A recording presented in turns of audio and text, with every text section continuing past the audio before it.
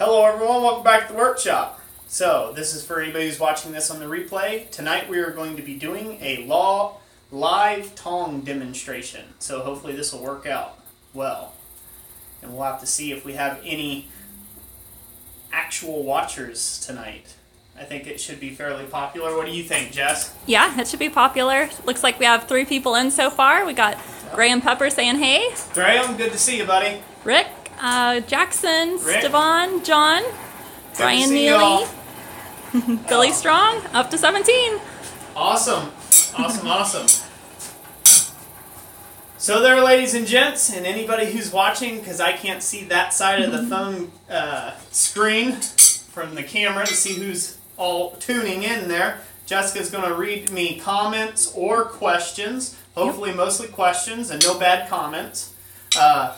I'm going to be forging a pair of wolf jaw tongs tonight, and at the end of this, if they turn out well, I'm going to be giving them away to somebody.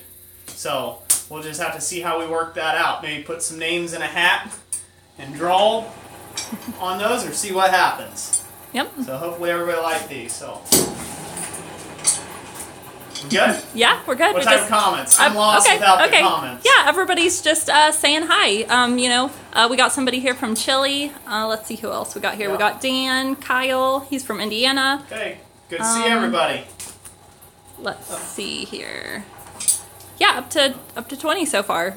Okay, awesome. So for all those that know me already, you know I'm Roy Adams of Christ Center Ironworks. Those that are new to this whole thing, I've been blacksmithing for 9 years now, coming up on a decade, which scares the heck out of me because that makes me sound old, so I'm going to stop saying that and put that in there. For all my regular guys, I'm glad you guys are here. This is all repetitive to you, but just loving on the Lord in this channel and trying to take and teach as many people as I can. That's my heart, is to be a teacher, and it really is. It's what I profess the most, and I like to be an authentic person. So here recently I was watching a video, and I'll get into the forging, trust me, I'll get into the forging here. Here recently I was watching a video by Evan Carmichael, and Evan Carmichael, his thing is, you know, finding your one word, and my one word is to be authentic. To be an authentic human being, and as authentic as I can be, and open and sharing. So got comments there? Yeah, funny ones? Let's see, we had one funny one I'll go back to in a second. Corey, he says, hi, I'm new to your channel. Hey, Corey. We also got... Glad to have you here. Yeah, I was chuckling because Randy Wyatt said, LOL, old as dirt, you know, so... I ain't that old. I ain't that old. I'll wait for a while. So, alright, well, let's get into it. I'm going to give you guys some specifics. So, I started with an 8-inch long piece of 5/8" square stock, which I believe, if my memory, I'm trying to learn metric and learn the whole metric thing. This way I can be a lot more appeasing to everybody out there. 8 inches long is 200 millimeter, or 200 mil. And then the, I should have wrote it down, 5/8 I believe is 15 mil square. And I hope that'll be of help. And don't count me on doing any other type of measurements on that. And then I drew the handles out already. I did these earlier real quick under the power hammer. I drew these out to 325 mil, or 13 inches. So that's the setup for this. This here is an inch, or 25 mil, and then this here is an 1.5 inches. So whatever that is in metric. Okay, we got Graham there. He says 15.8. I'm not sure. 15.8. Thanks for correcting me and being exacting. I like inches better. It's just easier to say inch, 1.5 inches, 2 inches. Well, it's the method we're used to anyhow, so... Yeah, it's the method I'm used to. But, so, with these pair of tongs, I'm going to be setting them up for 3/8 square. Graham, you're on the hook, buddy, to set me straight on metric. You're on all night. I don't care about some house you're selling. You're on all night. So, 3/8 square is the smallest dimension. 1/2 inch square is the middle dimension. And 5/8 square is going to be the largest dimension for the wolf jaws. I think Graham's, he says no. Well, maybe somebody else will help me out. Darn it! I was hoping to sucker you into it. So. Hey Mike, nice to have you. Glad you made it to the live stream. Said he hadn't made it in 2 weeks. Yeah, good to have you here. Oh, and Jackson says he has his shirt on. Woo-hoo, He's ready to do Jackson. some forging. Yeah, for all those that don't know, I'm assuming most of my regular subscribers are on the channel. I sell my merchandise over at teespring.com. You just have /Christ Center Ironworks. You can go over there if anybody's interested in supporting the channel in that way or getting yourself some merchandise. I don't remember all the stuff we have over there because this wasn't going to be a Teespring commercial or shameless plug. Let me grab a glove. Got a glove? Yeah. Yep. Pretty much t-shirts, long sleeve shirts, and hoodies. Yep. With the logo that you see Roy wearing right now. Yep. So can everybody hear Jessica okay? Yeah, I'm probably like, it probably sounds like I'm yelling because I'm like 4 inches from the phone. Yeah, so maybe you can quiet down a little bit. Alright. I'll like aim down here or something. Yeah, they say they can hear me. Okay, good. That way it doesn't sound like I'm just talking to myself. Yeah. In the shop, so. Everybody can see everything okay? Says, yep, we're good. Good, good, good. Somebody was, Kyle said he was wondering when you were going to put gloves on. So. Right now.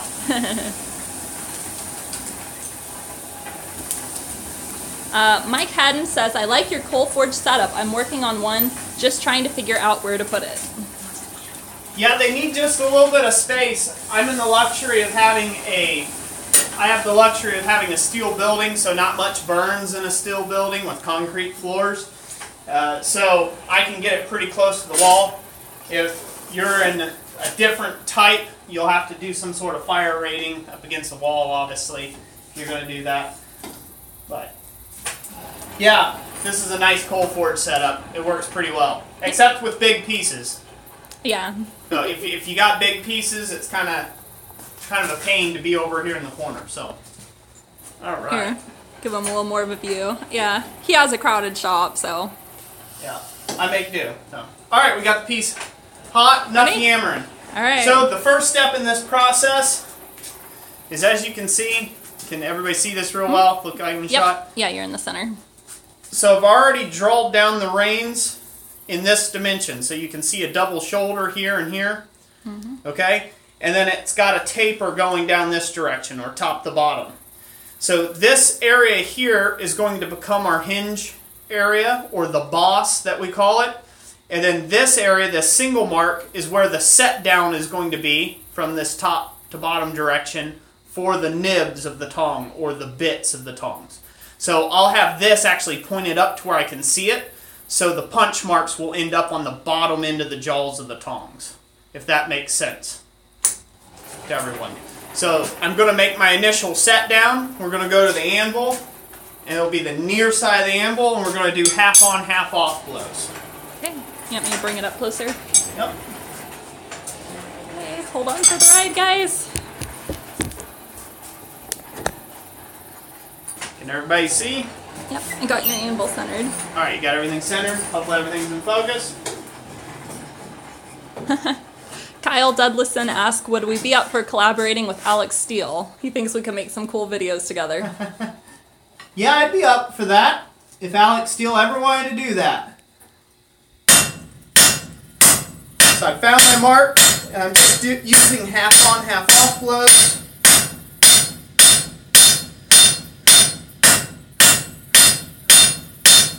Now the ideal here is not to dress any of the widening effect. You just want to forge it down to the thickness that you're wanting the jaw to be. Keeping in mind, you don't want to forge this too thin because we still have to forge this into it, the impression of this into the bit itself. And we'll do that later on. So these are going to be fairly thick nibs here. This will get dressed out, the width here will get dressed out when we go to set down our boss area. When we set down the boss area, then we'll start dressing out any sideward spread in the nibs. Alright guys, it's gonna get wobbly here for a second. I'm gonna try to get you in a little closer. Yep. So for once, you guys don't have to look at my ugly face. Alright, don't do too much adjustment with it. Okay, alright. It should be pretty close. You can tell me to hold it up a little closer. Okay. Somebody was asking if we could zoom. Okay. I can always hold it up a little closer to the camera too. Alright. So what questions we got so far? Alright, let's see. We said, Dan says, my workshop is wood, so need to work just outside the doors. Awesome. Let's see. Peter, that guy from Sweden. Hey, that guy from Sweden.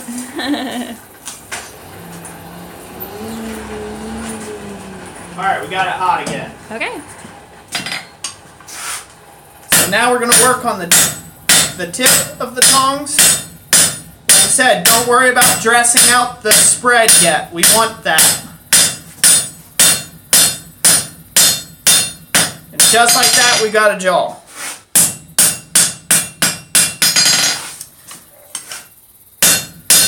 Now when we work down the boss area, can you see real good, guys? There you go, yeah. That's good. Sorry, the coloring's a little off. I can't set up the coloring on the phone doing live stream. It's not too bad. It has it at kind of a bright red right now. So that's what we got so far. That there is hovering right in around 3/8 of an inch thick. And according to my cheat sheet, that's 9.525 millimeter. Yeah, it's about 3/8 of an inch thick. So the next step, now we're going to have it in this orientation on the anvil at about a 45-degree angle. And we are going to bring it not right here on the boss, but we're going to bring it in just a little bit, about 1/4 of an inch, 1/4 to 1/8 of an inch. And we're going to create this set down right in here.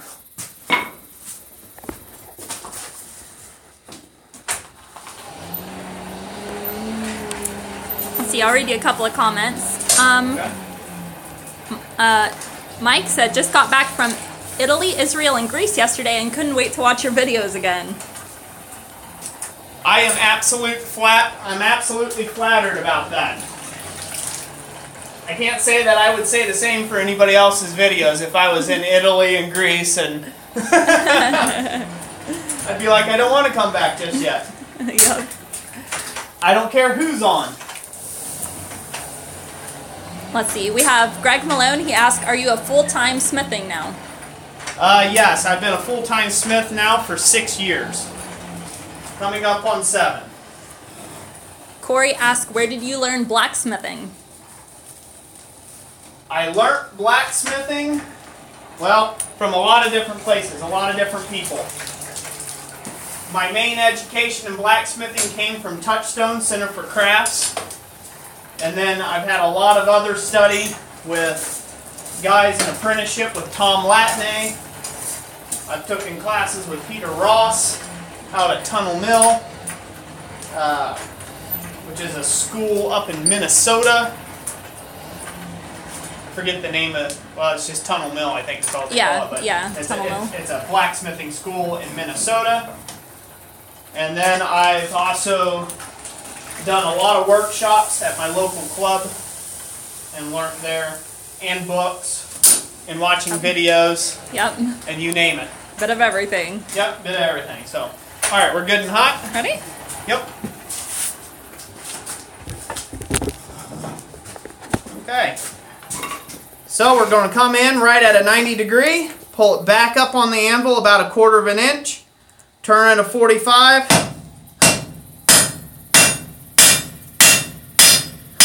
and start setting down this boss area.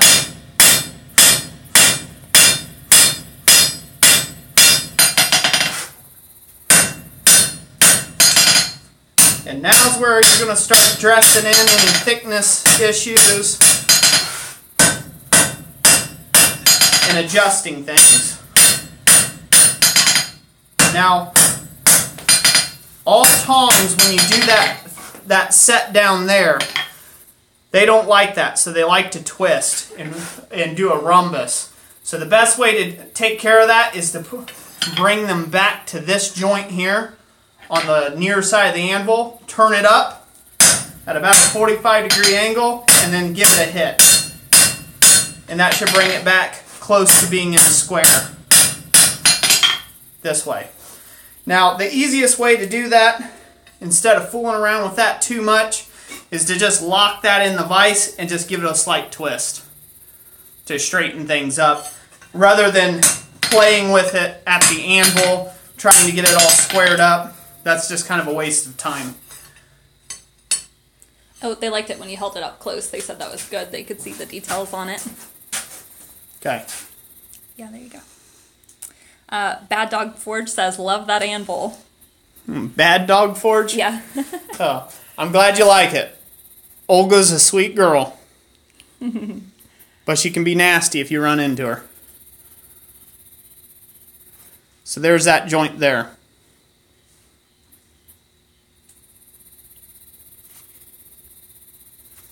All right, move on. We had a few questions about the water rag on the coal, what that's for. All right, you can go back and reference my swab, blacksmith swab video. It's in the playlist section. Yep. Where you just go onto the channel and look for it. You type it in under channel search. On the channel search bar, look up Coal swab. the coal swab video. But essentially, this is an alternative to a dipping can. So the problem with a lot of dipping cans is you can accidentally pour too much. Some people make dribble cans where they just got holes punched in the bottom of them, and they like those pretty well. But if you get too much water up on your forge, dribbling down into where the cast iron fire pot is, you can crack it. And so blacksmith swab is a little better at not having to take and worry about that so much.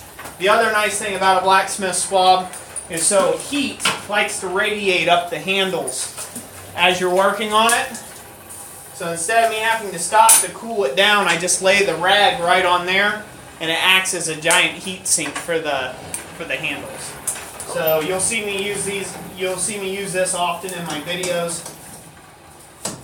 It's quite the handy tool. Does the same apply to a steel pot, says Ryan Hoglish. For a steel pot, no, you can't crack a steel pot. You can warp it if you get it too hot, but cracking usually no. Peter asked, is there any fan in the chimney over the forge? No, there is not. I wish there was. So around here we got a lot of tree coverage. We've got a lot of trees taller than my shop, and that has a tendency to block some of the wind and some of the drafting. So I do occasionally get some drafting issues out of the forge where it doesn't pull everything up. I plan on rectifying that whenever I get a new shop. This is going to be a power vented system.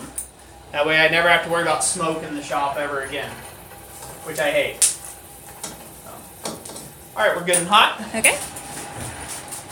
Taking for a ride? Yep. Okay. So, we're just going to work at getting this all nice and squared up. Trying to do it at the anvil best I can.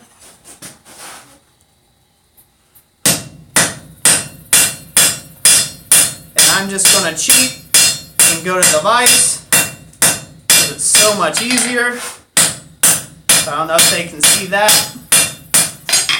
The vise, I can get over there. Alright, you can just stay put. It's okay. Okay. Just picture that you're going with me to the vise. Use your imagination. So we'll get in here, give this just a little twist to get it straightened up. If you guys want to see that, just comment yes and we'll do it on the next half. Alright.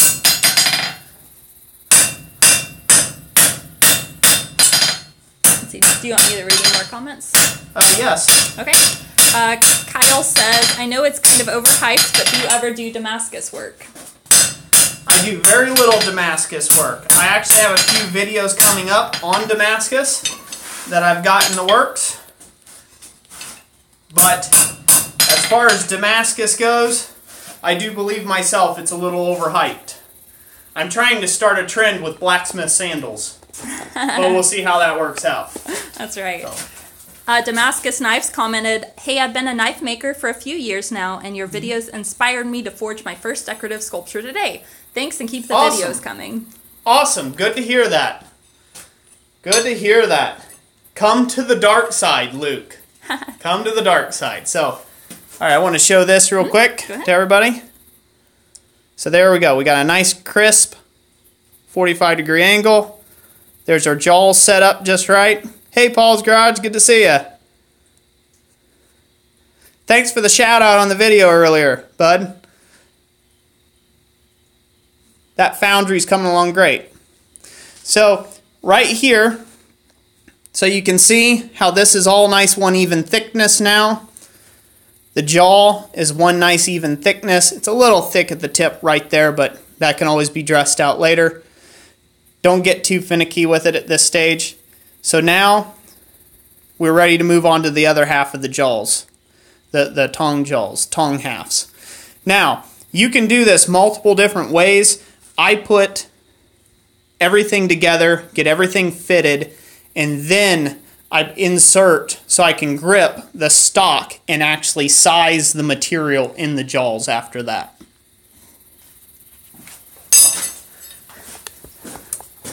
What's everybody saying? Paul said the sandals are hardcore. So, yeah. They are. Hard soled. Yeah. They're hard soled. So. Yeah, I like the look. I like the look of Damascus, but unfortunately in my shop, the stuff that I do doesn't really warrant needing to make Damascus in that respect. Can they see me in the frame? Yeah, yep, okay. You're good. So a lot of the work I do right now is a lot of floral stuff. It's a lot of copper work. It's a lot of custom projects, things like that. And it just doesn't really require Damascus of any kind. And so Damascus is a pretty hot thing right now in the blade making world. And understandably so. But as far as in the ornamental department, it's not as huge of a deal. Because you take the long way around the gate to just get back to having a raw piece of material that you don't know is going to split open on you, it's going to crack, it's going to do something like that, all to forge, what, a leaf, or forge some other decorative element for a gate, or things like that nature. It doesn't really make sense. Other than just to fool around and play with it. Hey Spencer, glad to have you. Graham asks, can a guillotine work well to make tongs? A guillotine tool? Depends on which portion of the tongs. Guillotine tools, they're great for very specific one-hit operations or several directed blows at one spot. So if you're trying to isolate material, certain masses of material, as long as your dies are set up for that, whatever the particular shape is that you're trying to isolate, yeah, a guillotine tool can be very handy in that respect. Like drawing down or setting in where you're drawing out your reins, a guillotine tool would be perfect in that operation, especially if you're doing it all by hand at the anvil. Alright, this is good and hot. We'll go ahead and work on this one. It'll be the same process as before. So, I'm trying to find my dots.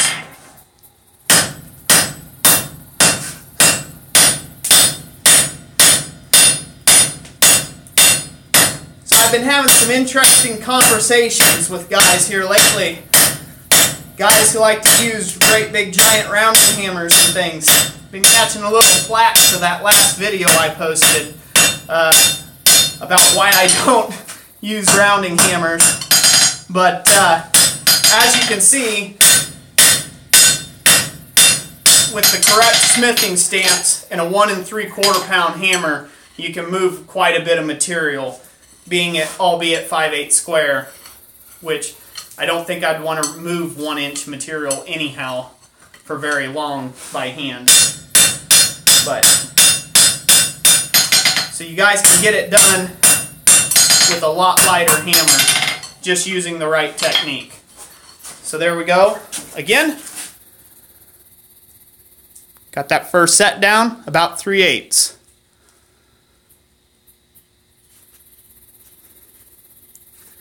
Now we'll move on to the boss.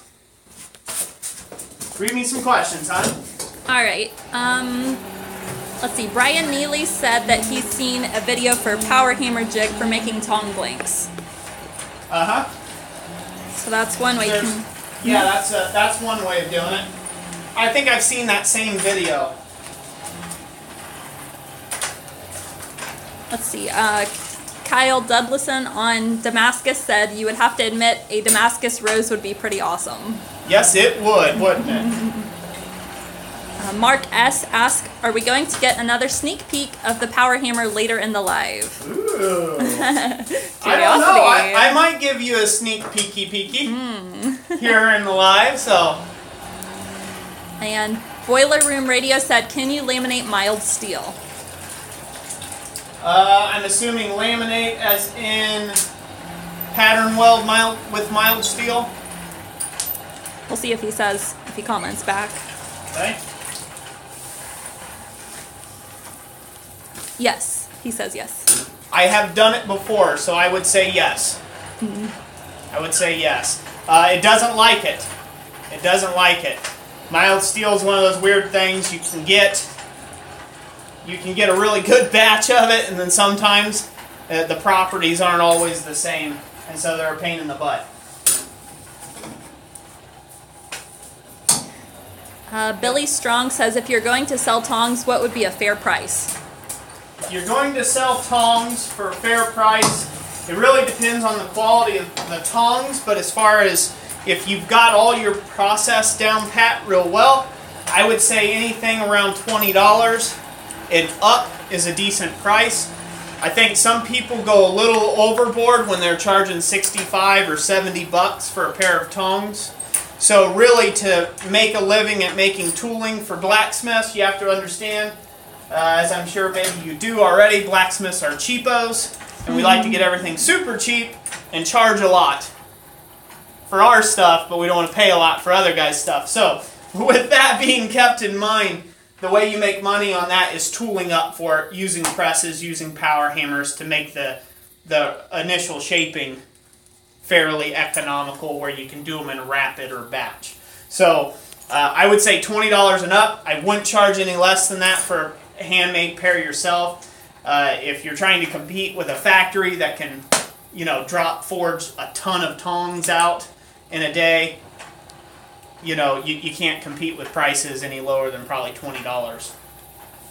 Keeping in mind you have to apply the rule of 33 to your business there. So we're good and hot. Okay. Okay. So this is going to go the same exact direction as the other one did. We're going to do the same thing. Gauge it. Pull it back up on about a quarter. Put it at about a 45-degree angle. And drive that mass down.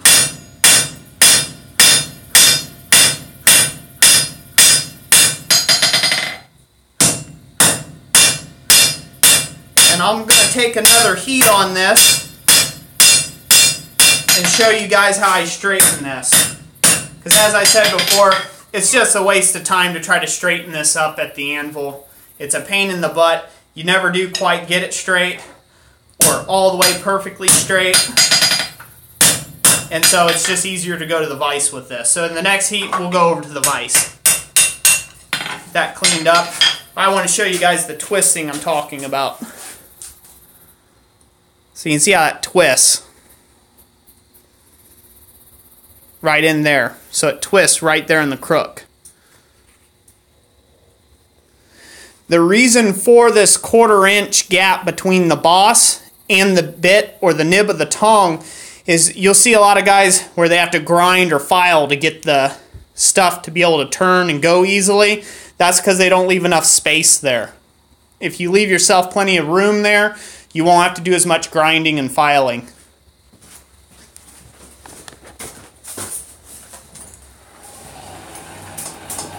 haven't been giving out metric, so 1/4 inch is 6 millimeter. Ooh, woohoo, look at you. All right. I'm learning.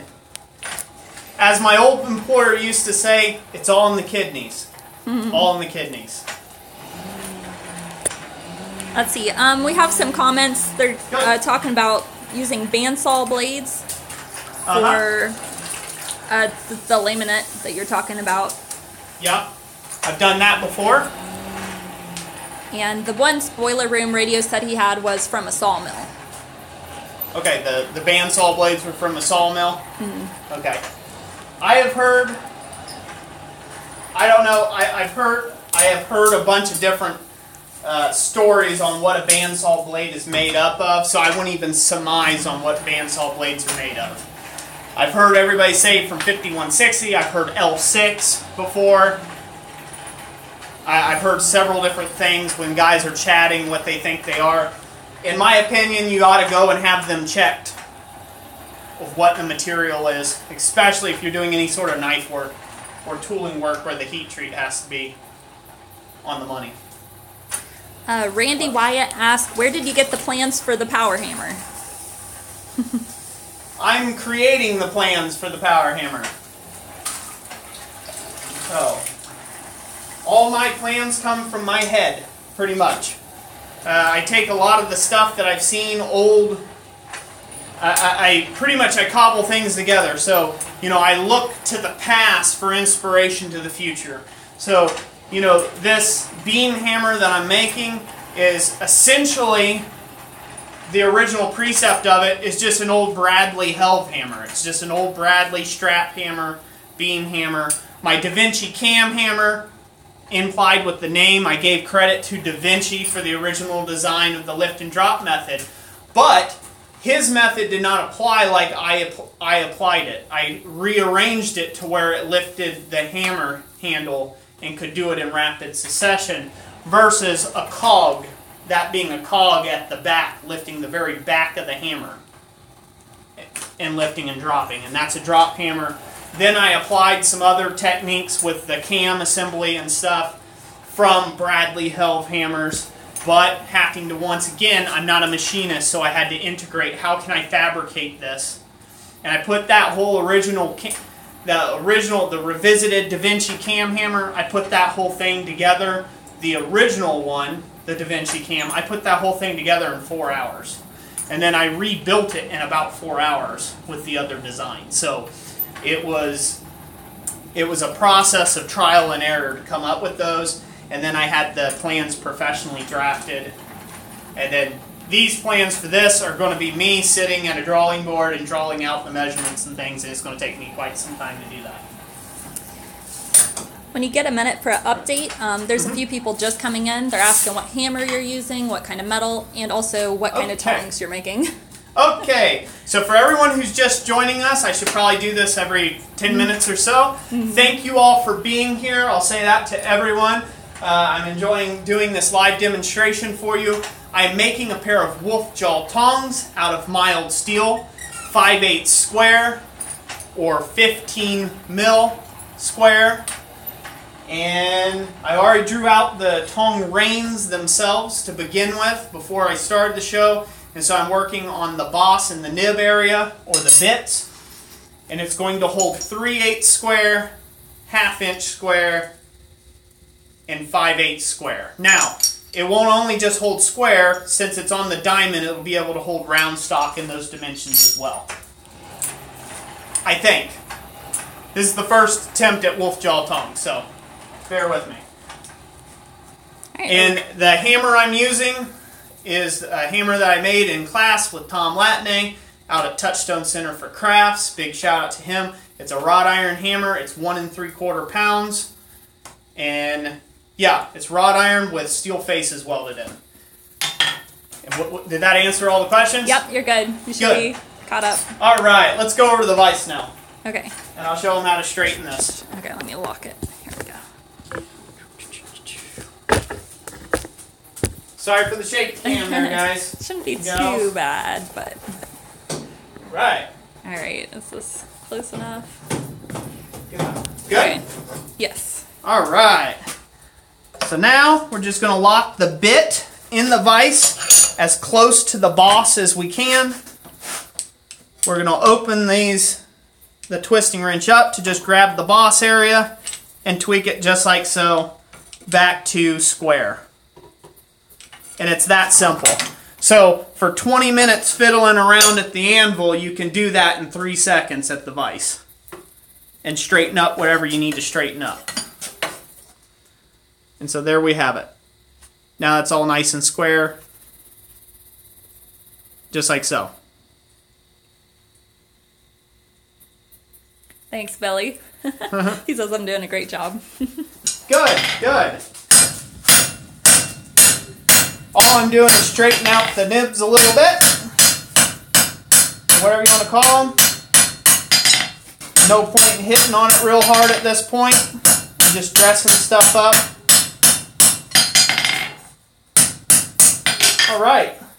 Now we can compare it to our other jaw set.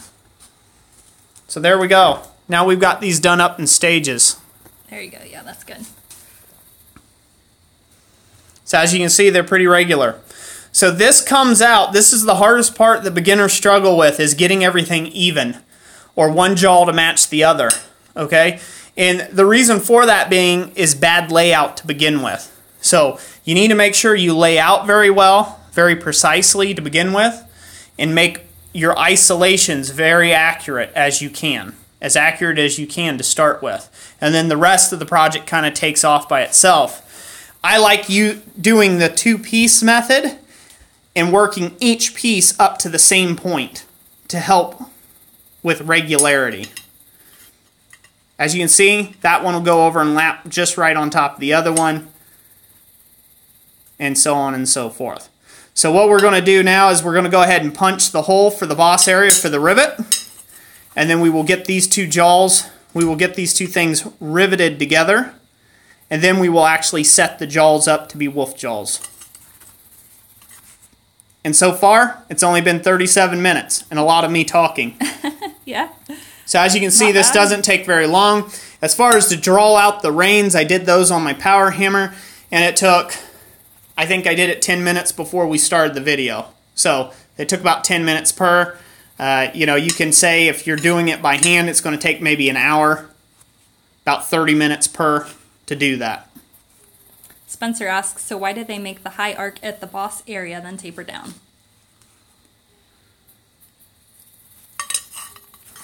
That's just part of the design, the way that it actually ended up working out. You'll see a lot of tongs, these run more straight line. You'll see a lot of tongs where the boss area is set down and this is all one thickness and dimension. I like my tongs to take and have a long distilled taper from the boss area back. I find it makes a stronger set of tongs. You can get more grip on them and put a pair of tong rings on them. Hopefully that answers that question. Pretty good? He says yes. It Cool. does. Thanks for answering. Cool. Back over this way, guys. Okay, and if I miss any questions, anybody, just bring them back up again. I'm trying to get to everybody. Alright. So now in an effort to, while you're demonstrating, it's best not to have two pieces in the fire at once. So I'm going to leave one of those out, and I'm just going to work on the one to take and get it punched. Mike G says, it sounds like you need a CAD designer for those plans. If I had the time, I could do them since that's my day job. Yeah, that would be nice. I do have a guy that designs, but he's gotten real packed up with work, also a day job, and so that's why I'm drawing them myself. He's kind of got unreliable. He was supposed to have my plans for my main shop hammer out like a month and a half ago, but it hasn't it hasn't taken place yet. He's a busy guy. I got a lot of stuff going on in his life right now with his kids and things, and so I don't really try to press people. But yeah, that would be nice. for this build because there's a lot of pieces to it, but I'll do my best to draw them as pretty as I can and be as well explained. Plus, there's going to be a whole build video on how you put it together, and so hopefully that'll be pretty good. Keith Gallagher says, hello, been making horseshoe nail hooks because of you. Thank you for the tutorials. I'm new and I'm making my own home forge. Awesome. Good to hear it. What did you say his name was? Keith? I think so. Was it Keith? Yeah, let me scroll back up to it. He said it a couple of minutes ago. I was trying to get back to him. Keith. Keith, okay. Good to have you part of the channel. Sorry it took her a couple minutes to get around to you. Alright. Let's see, somebody asked, is your chimney fluted? Mine is, and it helps a lot. Fluted. You'll have to explain what a fluted is. Is it the top part, the cap, chimney cap fluted?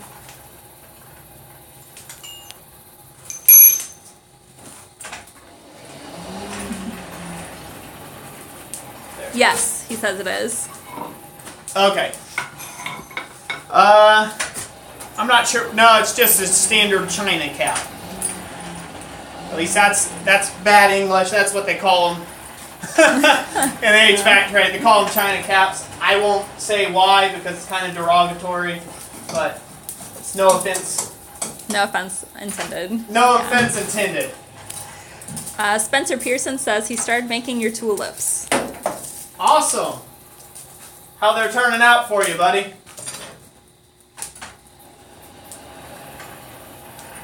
All right, I'm ready to punch. All right. Get turned around here.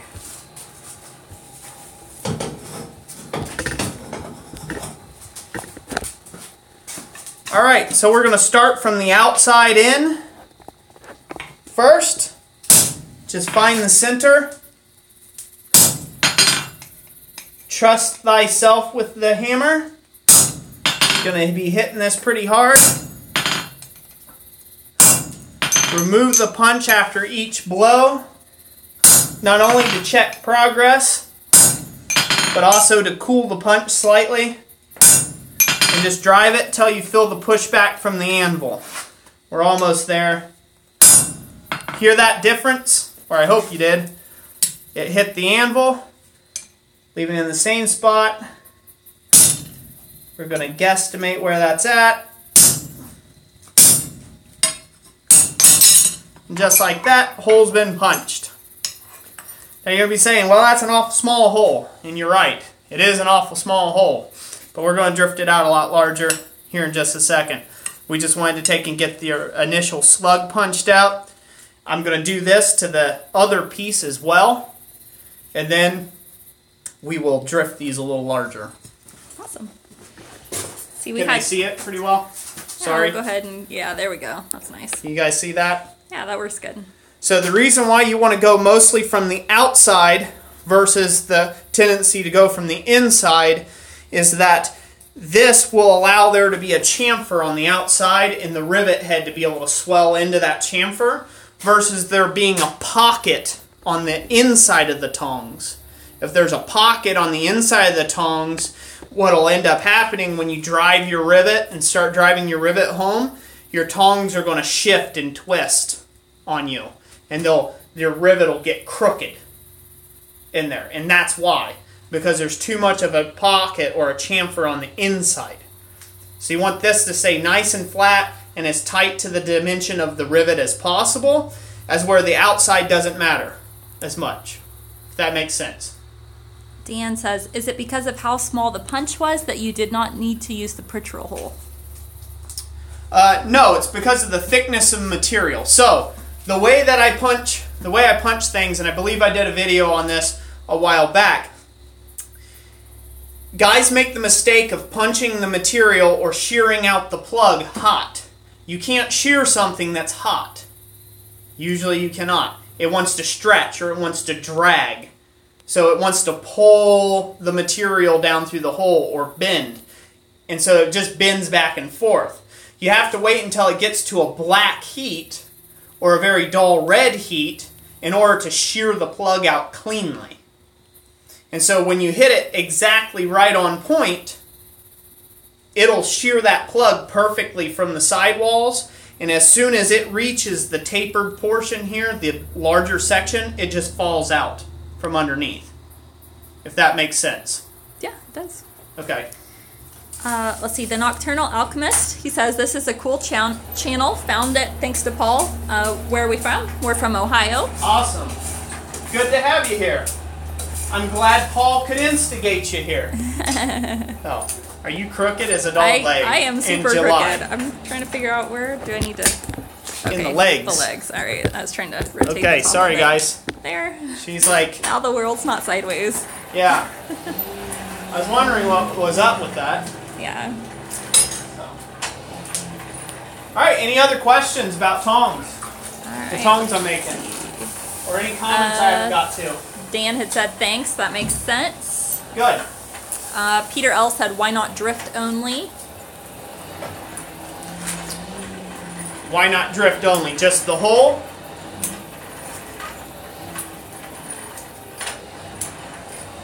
Just a second.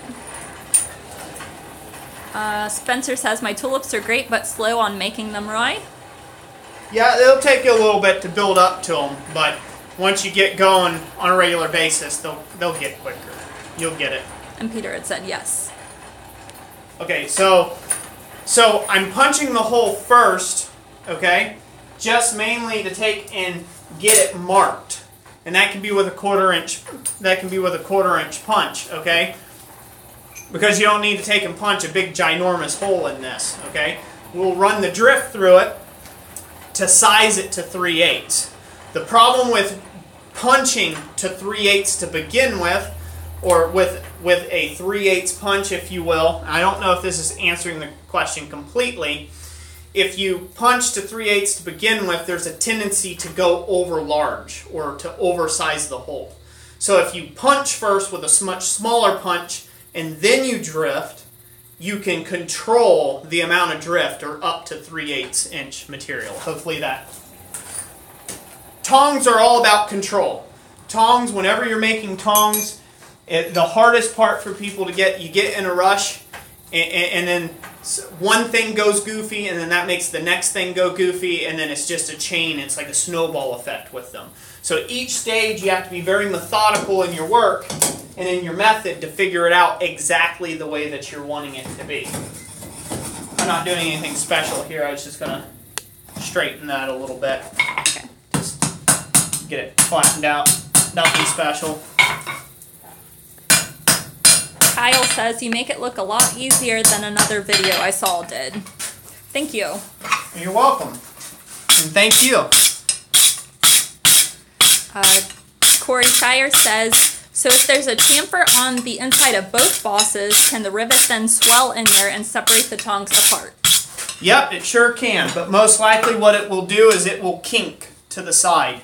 And you'll have misalignment of the jaws, or it'll go front or back or something like that, and the hinge joint will bind on you if you have the swell on the inside versus the outside.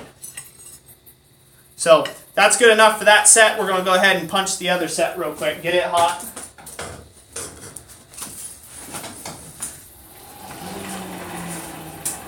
More questions? Yeah, people were commenting on your coal swab again. Cool. Yep. And somebody explained it. Good. Coal swab allows me to take and cool the material right here at the forge. It acts as a heat sink. It's one of my main purposes in having it. It also allows me to cool very methodically very specific portions of the fire. Gonzo21 said, I am just starting to get into blacksmithing and I greatly enjoy and appreciate your videos. Also, I like the shirt. Awesome. Awesome. Well, I am glad you're enjoying the content. We put a lot of effort into the channel to try to take and get as much information out there to new guys and older guys and experienced guys and not so experienced guys alike, and gals. I say guys as a unilateral meaning, by the way, people. Oh, I was corrected by another Smith. I don't know if he's on the channel now or not. I can't remember if I blocked him. But he pretty much gave me heck for, he said my videos would be a lot more enjoyable. I don't think I blocked him. but just because he spouted his opinion. But he said my videos would be a lot more enjoyable if essentially I wasn't a sexist, because I use a lot of generalities that have male connotations. So I come from the trade. I'm not a soft-hearted person, sweetheart. So if he's watching this video, I'm sorry, sugar. This is the way it is. You're in the trade, and if you were on my job site, I told you to suck it up, Cupcake. You know, that's just how it is. Some of my best students have been women, actually. They have been the best students. In fact, I taught a class, this has been probably 3 years ago now. I taught a class, and it was 98% women that showed up, and there was 6 of those women all above the age of 55. So, I'm not a sexist. Couldn't care less about that. If you're a blacksmith, you're a guy. Guys, gals, dudes, fellas, peoples, whatever other connotation you want to call yourself. Just hear it in your head that Roy's talking to you specifically. They're saying, go get him, Cupcake. Go get him, Cupcake. Yeah, I'm having my rant moment, ain't I? Yeah. Mm-hmm. It's okay. You guys can tell me to suck it up, Cupcake. So. Yeah. Most of them say don't worry about it. Yeah, no, I won't worry about it. Paul says he likes cupcakes. You like cupcakes? Brian, dang it, now I'm hungry. Where's the cupcakes? Brian Neely says, do you know what percentage of your subscribers or viewers are actually women? Yes, I do. They're 6.9%. Females. I keep record of that. Not really. But, yeah, on the analytics on our dashboard, we can see how many people are actually there. And it's went up. I mean, it was at like 4 something, and I'm up to like 6.9% women, which I think is awesome. And if you're a woman and you're watching this live stream, comment more often. Get in the chats. You know, you do need to be more active in the blacksmithing community. So. Mike Thurston said, my intro into blacksmithing had 3 guys out of 12 people. Yep.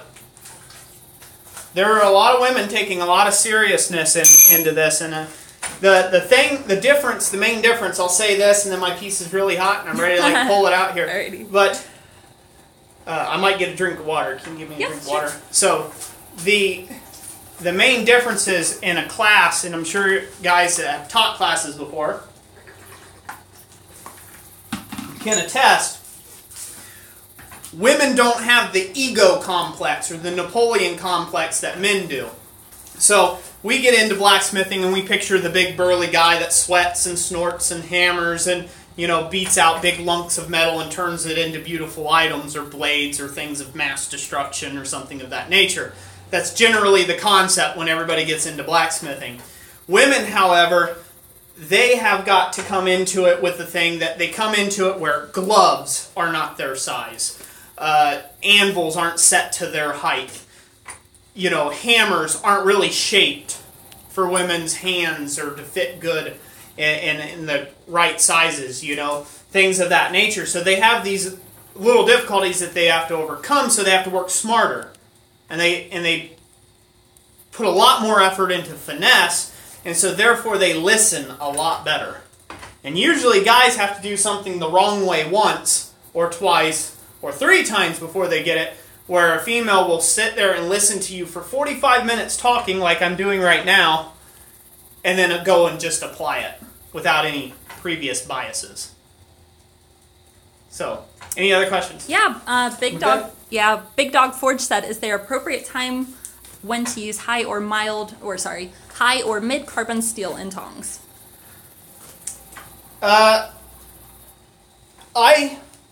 In my experience, Tim, that's a great question. In my experience, and I know I'm talking to a much more experienced smith here. In my experience, the time that you want to take and use a mid-grade or a higher carbon steel for tongs is when the tongs have to be particularly small, because they need to resist the forces. As I'm sure you know, like making something out of like 3/8 mild steel. So say you want to make a really small pair of like scrolling pliers, 3/8 mild steel. You make those scrolling points so thin, they're just going to end up bending. They're going to bend, they're going to twist, they're going to break. They won't break, but they'll bend all out of the way. At that point, a mild steel or something like a 1035 or a 1045, something like that to make them out of would be premium for that, because it would resist that tendency and you could temper them to be a tough tool. Hopefully that answers the question. Hopefully I answered it right. All right, let's get to punching. Over here. Okay. Figured it was about time for that. All right. So here we go again. Remember, we're going from the outside in. Try to get it as centered in the box as you can. Always losing it across the room is a good thing. Good thing it stays hot for a while. Should have had more than just a finger hold on it. That would have helped out. Let's see if you got time, Roy. Yep, go ahead. FFC Rick says my grand. I started blacksmithing when I was 19. Pretty much. Just a little after that. Early 20. Yeah, we actually have quite a few younger guys here on the channel that are around 15 or so, and they're forging in their spare time, and they take their stuff and they sell it at farmers markets and things like that. So you can start young. Yep, you can start young. So there we go. Now we got our second boss punched, and now we're ready to drift.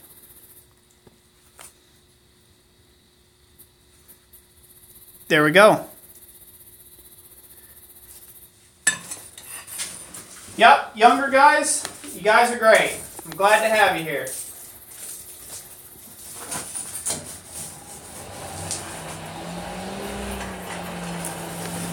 Let's see. They were commenting, some of them like The Backyard Blacksmith by Lorelei Sims. That was Robert. Yeah. Yeah, I read that book. A lot of her information's pretty good. There's a few stuff, stylistically wise, I don't agree with in the book, but that's just kind of, that's comparing apples to oranges, one person's method over another person's method. So, but I picked up a lot of different little tips from her in her book when I was first starting out. That's a great resource. Tyler Costellar asked, how hot does your forge get?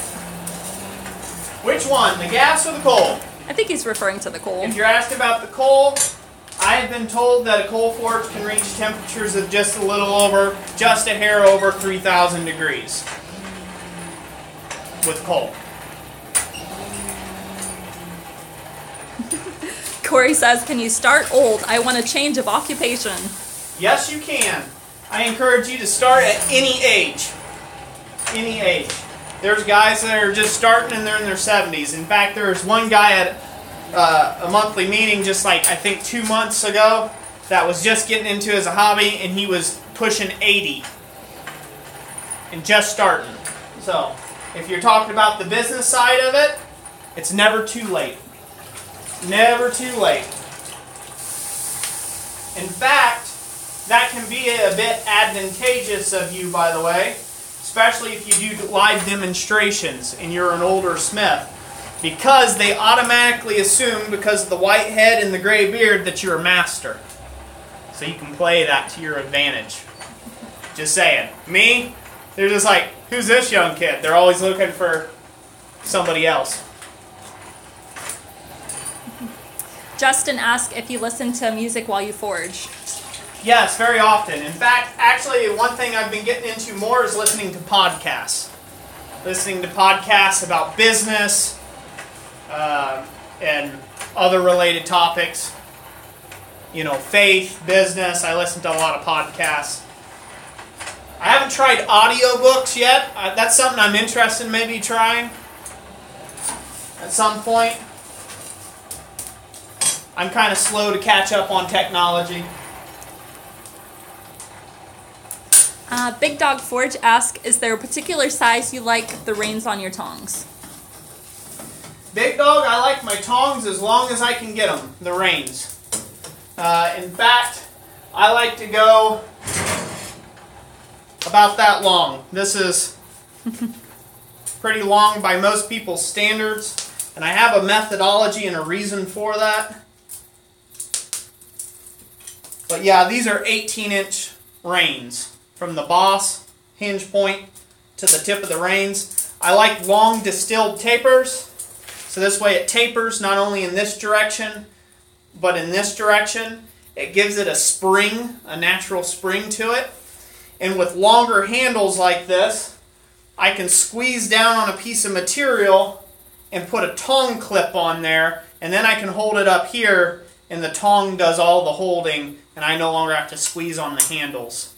And I can put a piece of material in this pair of tongs here, and you can pull. I've locked it in a vise before, and it had multiple people just try to pull on it, and you can't pull the material out. It's so strong and solid. So I like long handles, about 18 inches in length.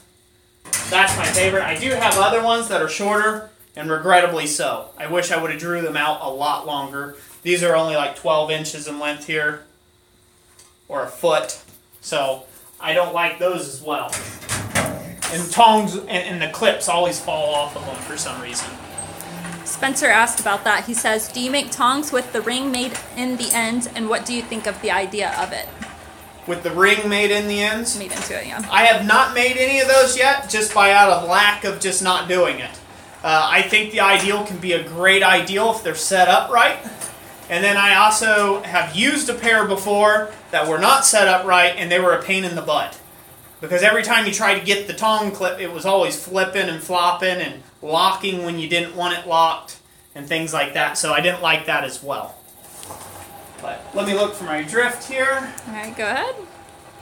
Justin Wells says, is there any blacksmith podcast? Yes.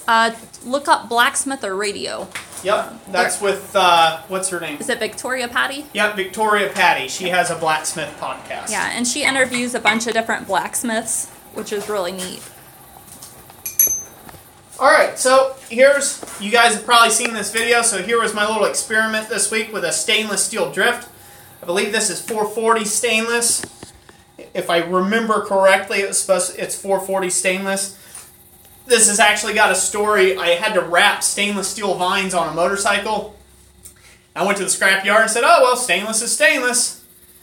Went to the scrap yard and picked this up. I was shooting for 304 stainless, which is actually a hell of a lot more malleable. It's the soft version of stainless. They use in like kitchen. Everything that's kitchen is 304 stainless, pretty much. And so, yeah, I wrapped it with some really high dollar stainless steel, and then I had a piece that cracked and had to cut it off and redo, and it was very upsetting.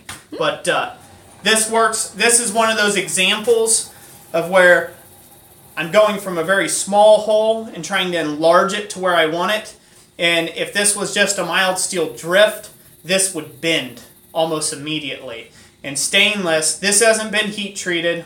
It's just been left to cool naturally. And stainless is a tough enough material that you don't have to, or at least 440 is, that you don't have to harden it and temper it for a drift application. So, that makes sense. By the way, update, we are up to 51 viewers. Awesome. That's cool, guys. Yeah, very cool. Share it around if you wouldn't mind. You know, share it on social media or this or that and get guys interested in it. So now we're going to go ahead and drift this out to about 3/8. Excuse me a second. Go look here. Was able to locate my stuff. Yeah, we're going to end up drifting out. I'm just going to use a factory-made rivet for this one. You can very easily just use a standard length of 3/8 material. That's what I feel is probably the minimum for the hinge pin or the rivet. Is 3/8 material. Any questions on that, guys? Yeah, I believe you just answered it. Big Dog Forge had asked about a particular size rivet you like to use, which is... Yeah, I like using 3/8. I've tried 1/4 inch. I've tried 5/16, 1/4 inch, way too small. 5/16, marginally better. 3/8, I think, is the minimum. I think 1/2 inch is overkill unless it's on a large pair of tongs like you see here that I made. I forged these tongs here, and so those were done with a 1/2 inch rivet.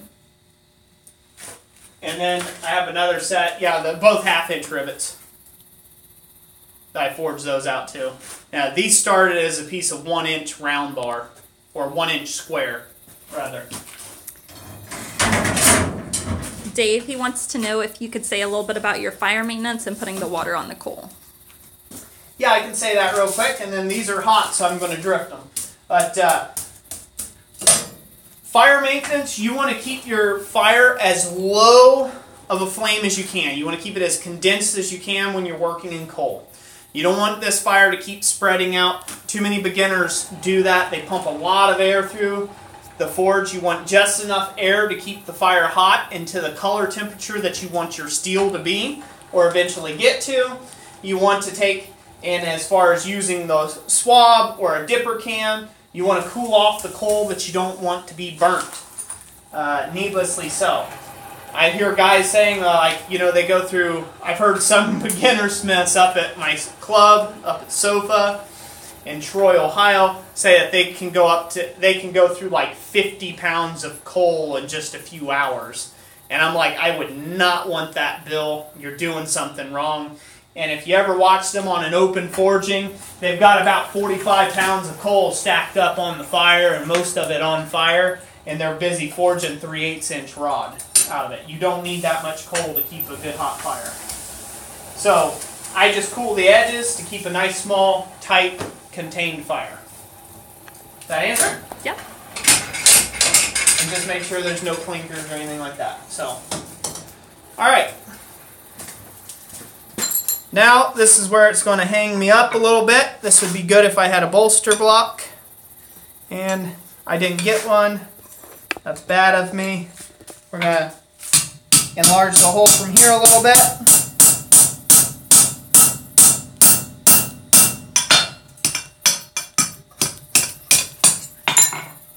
Graham asked if you would consider doing tong clips next week. Tong clips next week? Yeah, I think he's referring to the live stream. Yeah, I'd be interested in doing that. So, I'm going to have to step off camera and find a bolster block.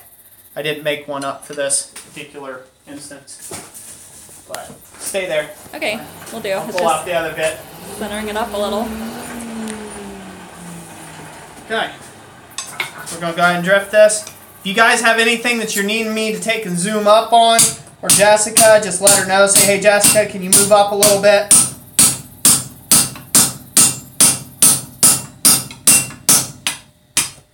Dan says, is that your mild steel hammer, the one you just recently built? Yep. Good eye. Good eye. I try not to do too much straightening with it. Faces do get kind of tore up by the punches and stuff. And check that. Okay, we're getting there. So just a little bit more and we'll be there. Thanks, guys. I'm glad you're all enjoying it. Makes it an easy job for me just standing back here and reading the comments and then try to telling them to Roy. Let's see. I believe Spencer had asked about stainless steel and how you would find that in a scrapyard. It'll be the only thing that's not rusty. Yeah. I don't want to sound like a jerk on that, but that's the easiest way to tell. But that's not always so. Sometimes they chrome plate steels, so you'll have a chrome plating on the outside of the material, and it'll be super polished and look like stainless, and turns out it's not. And so you have to take do a bit of a scratch, look for a piece that has a nick in it or it's been scratched, and if it's still like a clean cut and it's not still shiny all the way through, most likely it's stainless. Does that answer the question pretty good? Yeah. Do you want me to come back over there or just stay? No, you just stay. Okay. And by the way, we are at 1 hour and 10 minutes. 1 hour and 10 minutes, okay. Well, it was supposed to only be about an hour, but I've been running my mouth too much. But that's classic for me. Hey, the viewers are chatty too. You can't help that. Nope. Can't ever get those guys to shut up. Just joking. I love you guys talking. Makes this a little easier. So, alright, we're going to just keep drifting this out. I'll make an ample attempt to lose that rivet before the day is over with.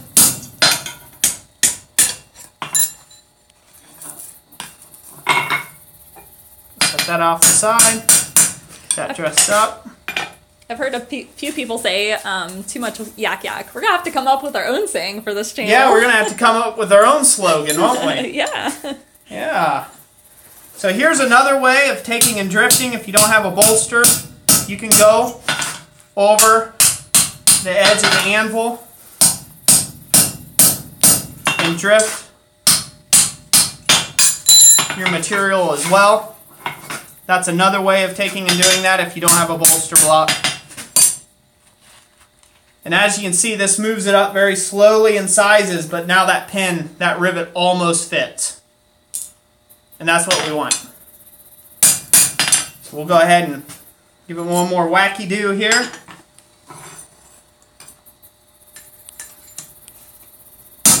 Any questions about the tongs?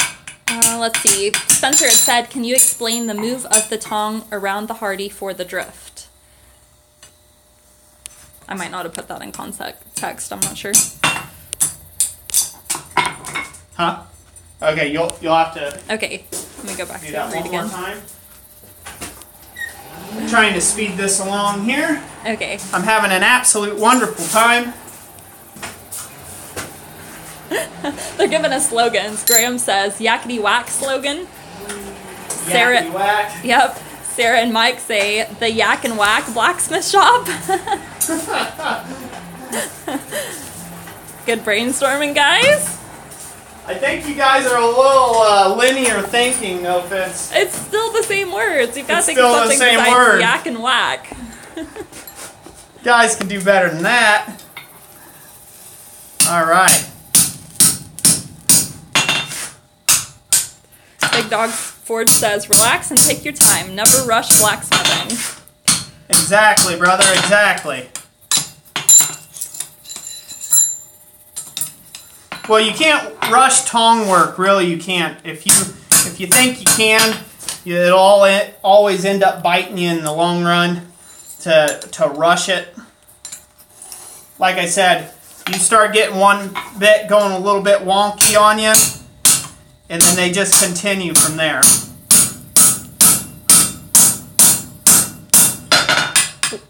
Les Berry, he says, love the video. Learn something new from everyone so far. They're very helpful for us noobs.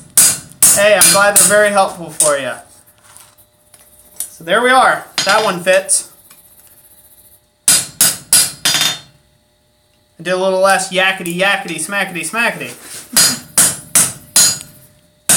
And if anybody knows the movie, I can't use that one. Kyle Dudliston says, keep your steel white and your lips tight.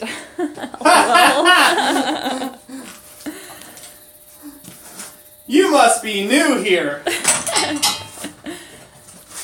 Alright. All I did is I went over the vise and gave that a little bit of a straighten. It was wanting to get out of lines. That's all dressed up. Good set of tongs so far. So that half's done. Cool. Go ahead and drift out this other portion to its final dimension here. Hopefully this will go well.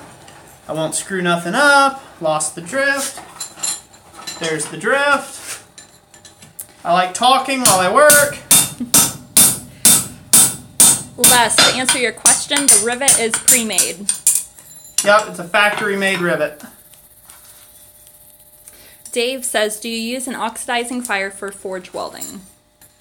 Nope, you want to use a neutral flame or a reducing fire for forge welding. Never want to use an oxidizing fire for forge welding. It oxidizes the material, which is burns the material, or otherwise scales the material, and that's where most forge welds don't stick. Brandon Hess said, just getting back into smithing, joined tonight. Did you preheat the anvil before working? Nope. I do not work. The anvil will get hot enough on its own. So I don't take the extra time to try to preheat anything. Alright. So as you guys can see, I don't know if you guys can see this pretty well. Can you see that? Yeah, they're asking if you make your own too. Yeah, so this drift here, yes, I make all my own drifts, pretty much all my main tooling. Not a scratch on this thing. I mean, this is like a perfect drift. I mean, I can't be happier with this drift. I'm probably going to be making a lot more drifts out of stainless steel in the future. One thing to do, I don't cool this a whole lot. You know, this is a higher carbon stainless steel, so you might hear a little bit every now and then. I'll cool it, but I try not to cool it too much. We don't need it to get hard. Especially if it gets up to like a cherry red heat or in that range, or a critical temperature, that's a good way to break a tool. Right. Justin says, can you make a video on making a hammer drift? Making a hammer drift. It's in the future, probably. Yeah, probably could. Yep, I've got a couple hammers in the future coming up, so I can probably make a video on that. Alright, so I am going to just brush this off real good. Not for any particular reason, just other than it looks better if it's shiny. Now there's another little secret that's going on here, and sometimes it works out, depending on how tight you punch this material here, okay? If you tap it in while this is at a red heat, that will cool down and tighten on the rivet, and it'll hold it in place for you. So you won't have to worry about it dropping out. Notice that, guys? I'm gonna hold up close too so they can see. Yeah. So the metal shrinks down on the rivet and holds it tight for you. So you can just put that through, throw your other half of the tong on, peen this over cold, and then work the whole jaw hot. So I'll show you how that works. So as you can see right here in this joint, see how there's almost no gap around that rivet? Can they see that well? Yeah, I think so. Can everybody see that? Probably bring it up about halfway still. I like that? Yeah, there you go. If everybody can see, there's almost no gap around that rivet. That's what we're wanting. Everybody can see that? Corey says closer. Closer? Don't want to burn our camera. How's that? There you go. Yeah. Yeah, just Good. kind of rotate a little bit too because of the shadow. Right, there we go. You're creating the shadow. How's that work? Guys. Yeah, no gap. They can see it. All right. So, see how easily that went? I'm not fighting with no rivet. I'm not trying to find a way of putting that in. I'm going to hold these two together, just like so, with just a little bit of space in the reins. Right here. But the goal here is to make sure that these stay nice and flush to one another. And then just use some really good strong setting blows.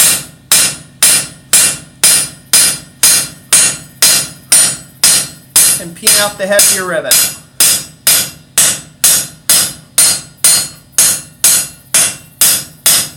And that's good enough. You don't want to go too thin on the head. That rivet was actually just a hair short. A hair shorter than what it would have been. I need it to be a little bigger to get a much better crown on there. But hey, here's life. So now they're together. You can see this doesn't line up. And that's not because I forged this too much. This jaw here doesn't line up because it didn't line up to begin with. When I drew down the reins, I drew a little more on one of the blanks than the other. About a 1/4 inch more. And so therefore that's why those don't line up. So you can see how that comes out later on down the process. If you didn't set the thing up accurately to begin with at each step, you run the risk of having this. Now this isn't a problem because I just saw this off. It's better to have too much than not enough. But you can always trim this back to the other jaw size. Peter asked, does the rivet have to be red hot? No, it does not. Most factory-made rivets are pre-annealed. They're annealed material, and so you can hammer them in cold. Now, to adjust the tongs, it's going to have to get hot anyhow. And to take and fit them, we're going to have to get this whole area up nice red hot to fit them. And then we're going to have to get this area up nice and hot in order to adjust the bite of our jaws. And Les also asked, do you not worry about damaging the anvil face when peening the rivet? No. Once again, the rivet is pre-annealed, just mild steel. Okay. It's not a high carbon steel rivet. Now, if you're going to peen the rivet, now if you're going to worry about, there are some people that they will go through the effort, like when you're making them out of a higher carbon steel, you will have to make a bolster block if you make the rivet yourself out of a high carbon piece of steel. Either that or you'll have to set the rivet hot. Back in the fire after a quick cool down. So far I've done this whole thing without, well, cooling anything down. I've just been using that rag, but I'm just going to go ahead and cool off the handle. There's always that saying, or always that dilemma. If you had to make tongs, but you didn't have tongs to make tongs with, how would you make tongs? Well, easy answer. Get yourself one of these. Now you don't have to worry about cooling them off, and that stops that. Another easy answer. Work on longer material at first. Always use long material, then cut off after you get your reins drawn out. That's why I like drawing out the reins first, out of everything, and then cutting off what I need for the boss and for the bit. If you do that first, that will allow you to have a handle to hold on and work on the rest of the tongs. It also helps with indexing, so you can kind of feel how that tong is shaping up. Is it twisting in your hand? You know, is it square? Does it look good dimensionally? Things like that. Questions? Let's have questions. Is there life out there, guys? No comments in 2 whole minutes. Hopefully we're still connected. Are we still up and running, guys? Somebody had asked a couple of minutes ago if that was an upsetting block on your anvil. Okay. Yes. Down below it's an upset block. Yep. Somebody said there's only one fault with this live video. They have the good-looking one behind the camera. LOL. You're exactly right. And no flirting with the wife. Yep. Everybody's just still here. So okay, good. They were listening attentively. Oh, is that what it is? That's what it was. Yes. Okay. That means you guys are really good at learning. You're not like the 12.5 negative comments I get a day. The ones that didn't even watch the video to make the argument in the first place.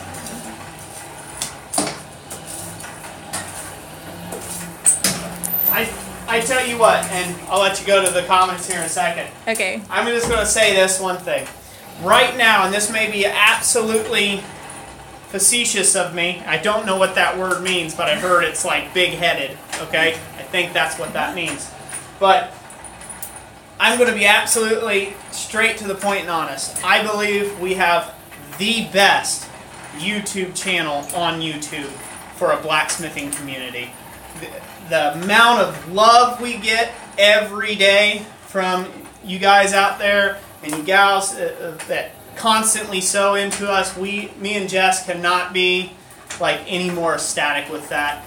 And there's been times we've been wondering, we could just take and do more of our own business and say to heck with YouTube, but then we get a comment where, you know, we've helped somebody or we've inspired somebody, and that makes the world of difference to us. It really does, because it does take quite a bit of effort to put stuff like this on, and it's because of you guys out there. So just want to say that. I'm going to shut up before I cry, because I don't cry.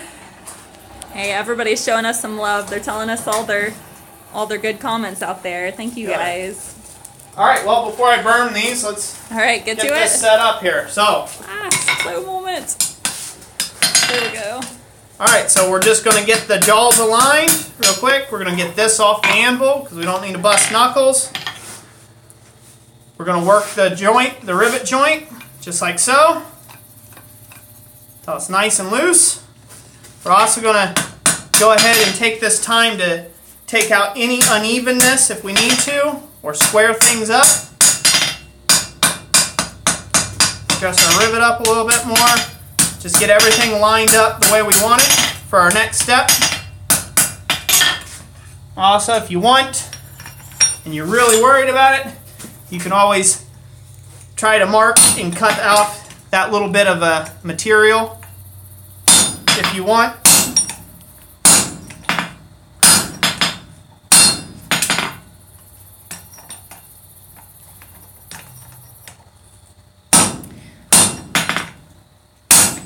Yes, questions? Let's see. Lesberry, he says, are you selling shirts also? Yes, we are. teespring.com/Christ-Centered Ironworks. Let's see. Paul's Garage, he says, I gotta say you put out an incredible amount of very good content. I don't know how you do it. It's awesome. I want to take a moment and talk about this real quick. Yeah, not the content. I just wanted. I was doing something, and I just want to point this out to guys. So you hear blacksmithing in blacksmithing terms, back face blows, hammer blows. They should never be used in this instance. I want you to look at my arm. Where are you putting all that kinetic energy? Can you see that? Yeah, your arm's jarring quite a bit. All that kinetic energy is going right up your arm and into your elbow. So don't do that. If you're going to use a back face blow is for something that's being driven against the anvil or has something like this. See? See how there's no movement?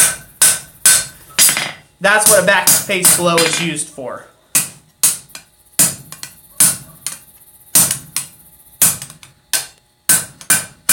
Trying to break that off, but it's being stubborn. Break out the Hardy again. There we go. Yes, I know, that's the old soft face hammer. You're converting back to it. Ooh. No! I'll throw it away someday.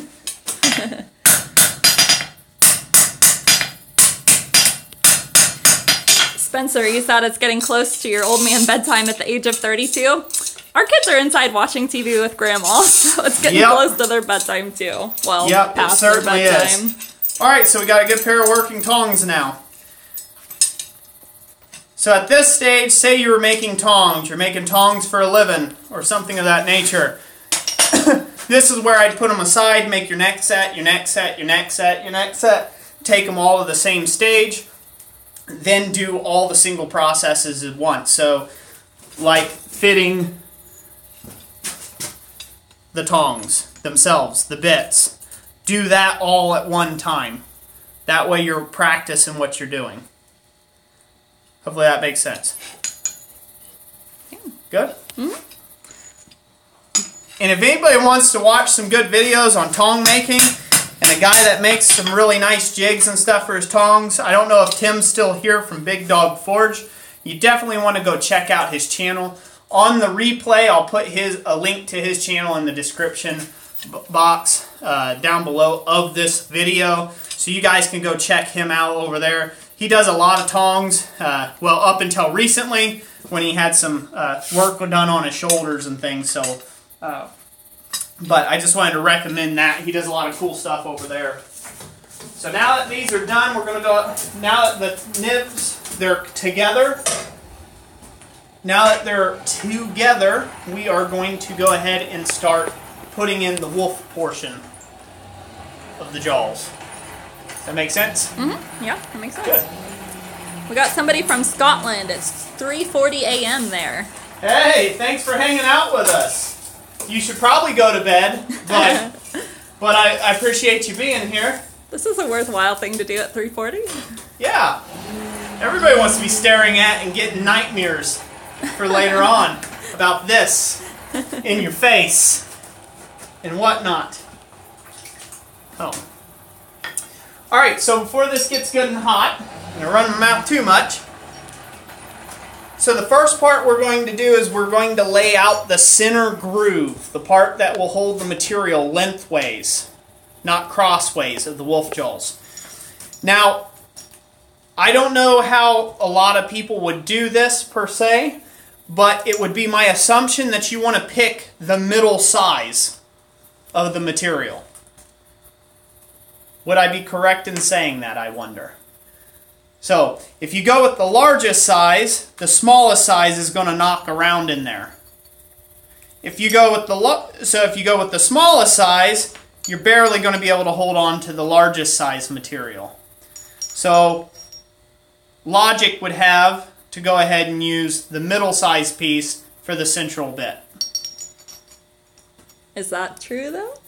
I don't know if it's true. This is the first pair of wolf jaw tongs that I've ever made. Okay. I've seen them just from photos, and what I've looked at, that's what it appears to be. So, Big Dog Forge says you are correct. good. Thank you, Tim. See, I told you that man knows his stuff. Go check out his channel. Go subscribe to his channel. He needs all the love you can give him. And I believe he's got a Patreon page. Go support him on Patreon as well. He's one of the few worthy smiths out there, I would say, is worth that. Coil over dirt, you asked about what our touch mark looks like. Our touch mark is a simple cross. It's a simple cross. I don't know if you can see that real well. Yeah, right about there. It looks clear. Okay. So that's my touch mark. Yep. What other questions? Let's see. Do you put a slot notch in some of your tongs like that one to hold smaller stock better? I'm not sure what you mean by a slot notch.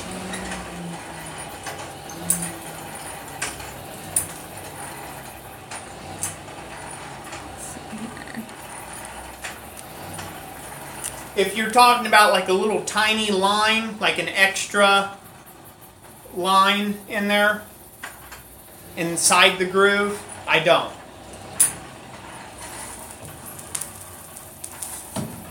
Alright, these are good and hot. Okay. So, I'm going to take 1/2 inch square bar, and I'm going to bring it over here. These are nice and hot. Got it, Jess? Yep, I got it. We're going to aim for the center of the tongs.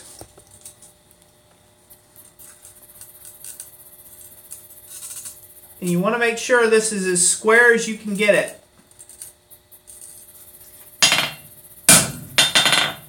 In one blow.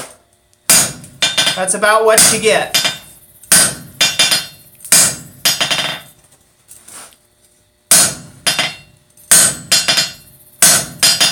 Now, I'm not squeezing on the reins. I'm just holding this barely, because if you were to squeeze on them, it'll loosen up and drop the bit out of there for you. So now, I'm probably going to go ahead and take this time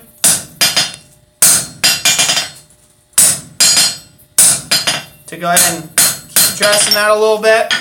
And we'll go ahead and take another heat on that. But we got a little bit of a notch in there. I don't know if everybody can see that. There you go, yeah, we can see. We just got that started. We didn't go crazy with it at first. We're going to go ahead and do it some more. And you're going to ask, so one of the questions that may come in, and I'm going to go ahead and answer it now. Why are the jaws so short?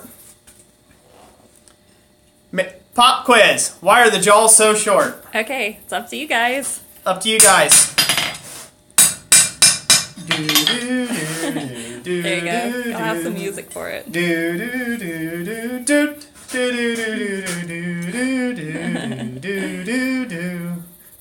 Let's see. Okay, here we go. Mike. Oh, hang on. That's not an answer. Tons of people answering, huh? We have some comments. Mike and Sarah G. So we're going to get this hot. Yeah, go ahead. Go ahead. Peter L says more power. More power? Mm-hmm. More gripping power, I'm assuming? Yeah. Lesberry says more force to hold material. Close, close. David Thomas says leverage. There's So does more of a Anthony. practical application. You guys are all on a good reason to have short bit tongs. Randy says more grip strength. Yeah. Everybody's kind of going down the same track. Anybody give up yet? Picking nose hairs. Yeah. Who said that? Paul? No, hee-haw. Hee-haw, alright. Nope. The reason for the tong bits being so short right now is when I drive in this material, it's going to act as a fuller. When I put it in crossways like this and you hammer down, it's going to stretch that material. And then when you put in the next bit, the 1/2 inch in front of that, and you hammer down, it's going to stretch the material. And then when you put in the 3/8 at the very end and you hammer down, it's going to stretch the material. There's some funny answers in there. Who would have thunk it? Yeah. Brian says you started with 2 short stock? Exactly. And I'm making it up. The whole thing.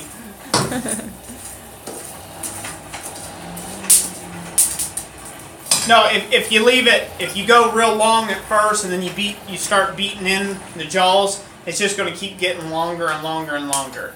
So you have to anticipate that when you lay out the material. And how much material? I don't know. This just seemed to work out. It was 1.5 inches for the bit. What's that? Oh, questions?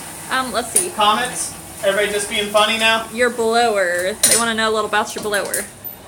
Blower is a Champion, patent date something, lots of numbers. It's from Lancaster. Trying to see what type of blower it is. They don't have the, oh, right here on front, 400. It's a Champion 400 blower, hand crank, a burning material. Mm-hmm. Little story about that forge. I found that at a garage sale when Roy and I had only been married a year and picked it up for $150. And he came, when I told him I spent $150 at a garage sale, he got pretty upset there, and then he had to eat his words. Yep. So you want to make sure your mild steel pin here is going to stay cool. Don't just reach down and pick it up off your anvil. It's hot. So now we're going to go ahead, bring this out. Jess, okay, sorry. Get on the ball here. Too busy reading. All right. I'm going to get this reset up to where it's all nice and lined up. Back with the original groove, if you can.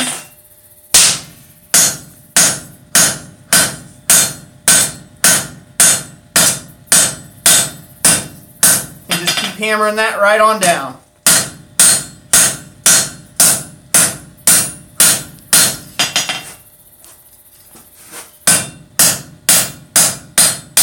That all squared up.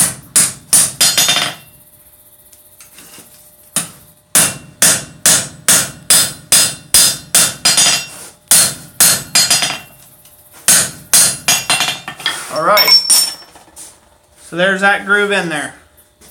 As you can see, I got it off a little bit. So that's going to affect the performance of these tongs a little bit. Not so happy with that, but yeah.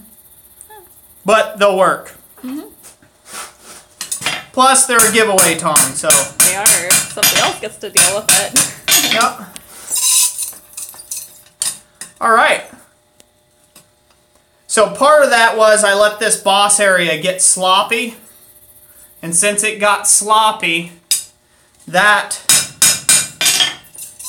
allowed these to shift a little bit. And so it allowed it to roll. And when it rolled, it allowed it to lay over, if that makes sense. Alright. So now we're ready to put in the cross grooves. Alrighty then. By the way, Big Dog Forge says very nice hammer control. Why, thank you, Tim. Thank you very much.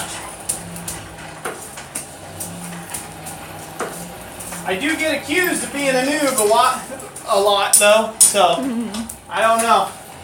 It might just be you and me who think I have good hammer control. Just you and me, bud.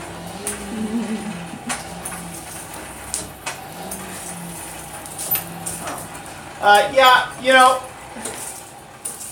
I always like to encourage people, if I can, spend a lot of time at the anvil if you can stomach it, if you can do it. learn all your basic techniques, get very good at your hammer controls, each one of the very specific 5 different hammer blows. I got a video on the channel about that where I go over the fundamentals of blacksmithing. If you're new, not just a plug, shameless plug of my own, but it's something I care a lot about, are the fundamentals and teaching those. Please check those videos out. I hope they'll help you out a lot if you're new to the channel. And even the more experienced smiths, sometimes it's just good to practice those and practice the fundamentals like constantly. Just to take some time to warm up in the morning, practice the fundamentals, and it just really does improve the quality of your work throughout the day. So at least I have found that it's helped me improve my quality throughout the day. Martin Madolvin, nice to have you in here. Hey, good to have you here, Martin. Let's see, Les Berry, do you have to be careful on the depth of your cross grooves to prevent weakening the jaws? Yep, you do. You have to be very careful of that. That's why you have to have the jaws fairly thick to begin with.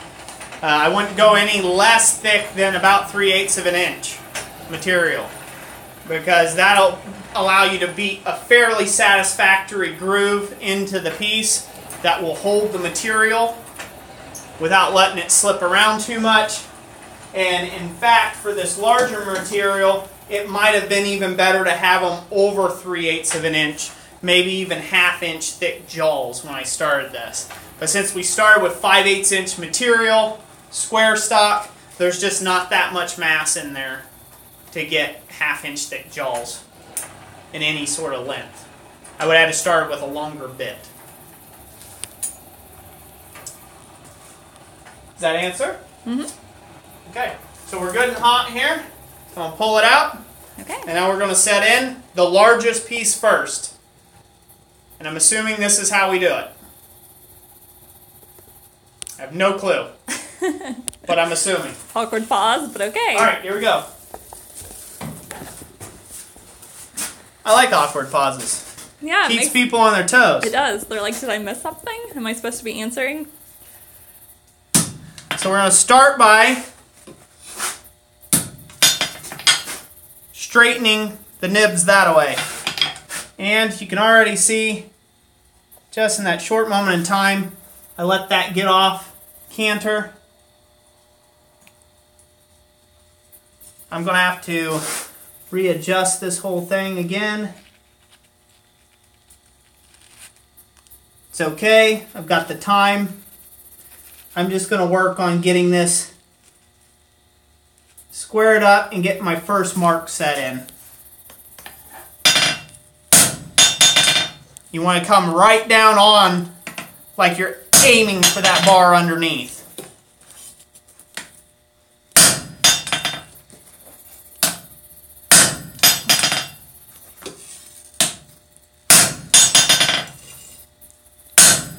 Now it's getting too cold to hit, but you can see it got set on there pretty good, hopefully.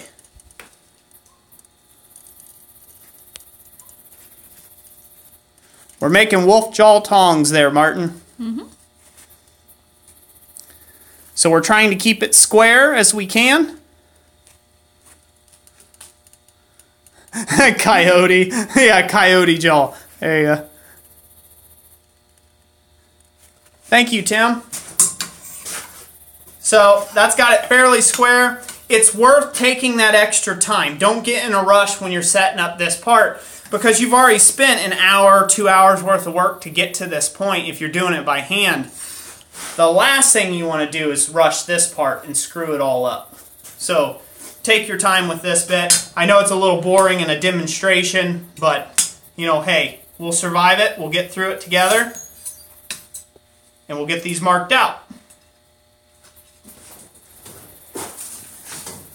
Now, whatever subscriber I give these tongs to, they will have to give everybody honest feedback on how well I did at making these things, or how horrible they are to work with.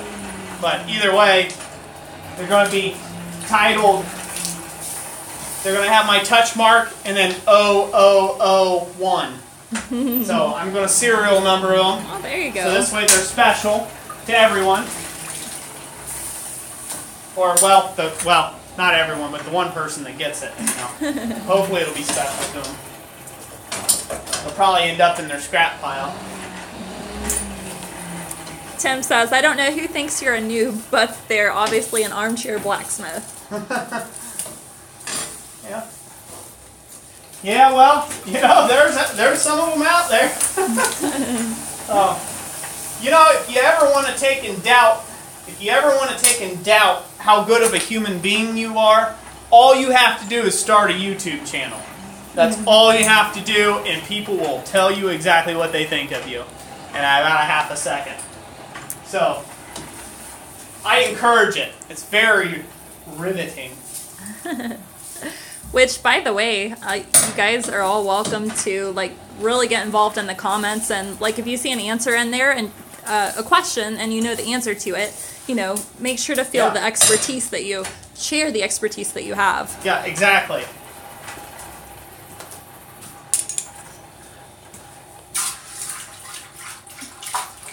I don't claim to know it all, but I'm willing to share whatever I know. That's not always a lot, but I'm willing to share it anyhow and give you my opinion and rendering on it, whether it's wanted or not. So, alright, so we're going to go ahead, now that we got a good groove established, we're going to go ahead and keep hammering that in. And then the next part's going to be probably the tricky part. We'll have to see. Have to hammer in the 1/2-inch square stock into the next bit. But we're going to bring it out and go to the anvil. Alrighty. Okay. Got this all set up. I'm going to get her in nice and square. Still make sure it's good. We're not going to drive too much. Just enough to create a groove. I think that's where I'm going to end that, and I'm going to start pointing the tips down towards each other a little bit to make up the difference between this 5/8 material and the half.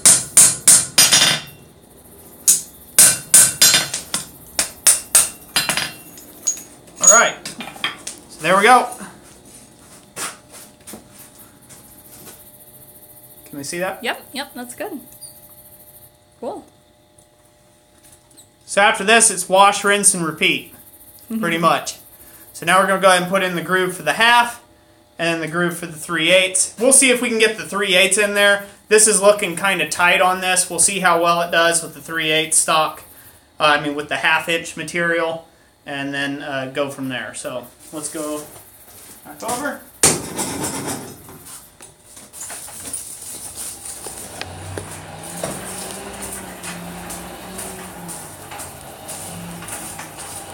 Questions, Jess? Comments? Yeah, okay. Big Dog Forge says, are you using a piece of mild steel for your jaw fuller? Yes, I am. That is exactly what I'm using, a piece of mild steel.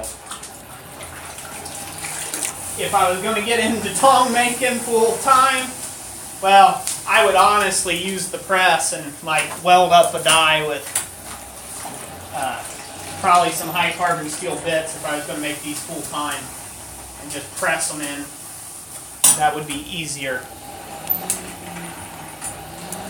Let's see. Also, are our children all going to be blacksmiths? According to my son, no. Oh, my son's 3, and his name's Ivan, and I named him after my grandpa. My grandpa passed away, and my grandpa Adams, my dad's side family. Anyways. I named him after him, and so he was his namesake, and I think he got a bit of the Adams attitude when I named him that way, and at least he's definitely got his daddy's attitude and temperament. But I asked him one day, I said, "Now son," I said, "are you gonna help Daddy in the blacksmith shop someday? You gonna come work for Daddy?" And he says, "No." You know, 3-year-olds, no filter on a 3-year-old. And so I asked him, I said, "What?" I said, "What? You don't love Daddy?" He's like, "No. I Well, that's mean. So you mean you don't want to work with Daddy? I said, what are you going to work for? He's like, I work for myself. I'm like, yeah, you're my daddy. Yeah, you're my son. Attaboy. Paul's Garage can confirm no filter on 3-year-olds. LOL. Yeah, no filter whatsoever. You gotta watch what you say because they'll repeat it. They will repeat it. Or they'll be out somewhere. They'll be out somewhere, and they'll pick out somebody out of the crowd. Like it could be a big fat lady or something, and they'll be like, "Daddy, why is she so fat?" And it just, child. That's not polite. Trying to teach a filter. Yeah, filtering. That's a trick that I don't think children learn very quickly. Mm-hmm. Let's see. We had somebody comment that they have good smithing skills, William Pratt, but I subscribed for our excellent advice on small smithing business. Yeah, we have a lot of those videos on all kinds of topics, whether it's selling on Etsy or just general business practices. So make sure you check them out if you haven't yet. Well, I think he already has. Well, okay, yeah. Well, okay. I was talking to people in general. Oh, okay, yeah. Rocky Haven said he made his first 2 sales just in the last 2 weeks. Awesome. Good to hear it. Good to hear it. Where'd you sell at? Was it online or was it at a show? Let's see, I'll come back to that. Les Berry. Oh, hang on. Jonathan Vorab, what do you fill your blower reservoir with? My blower reservoir. I don't have a blower reservoir. This is a bottom blast forge. So it has a tweer and a fire pot from underneath. So it does not have a reservoir. The water that I keep dipping out and putting on the forge is in a 55-gallon, well, cut off 55-gallon drum slap tub. I'm ready to hit this. Okay, sorry. All right. Let's do it. Bring it on. All right, once again, we're going to try to line this up the best we can. We want to take our time here. There's no point in rushing this whatsoever. You rush this, you'll regret it.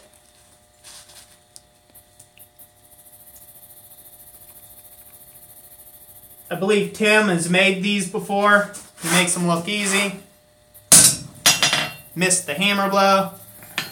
That's not going to be good. Been a long day. Yeah, I'm going to have to straighten that up here.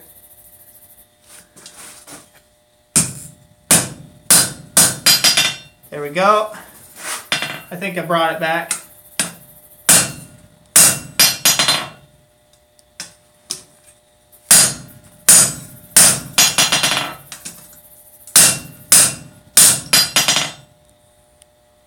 Okay.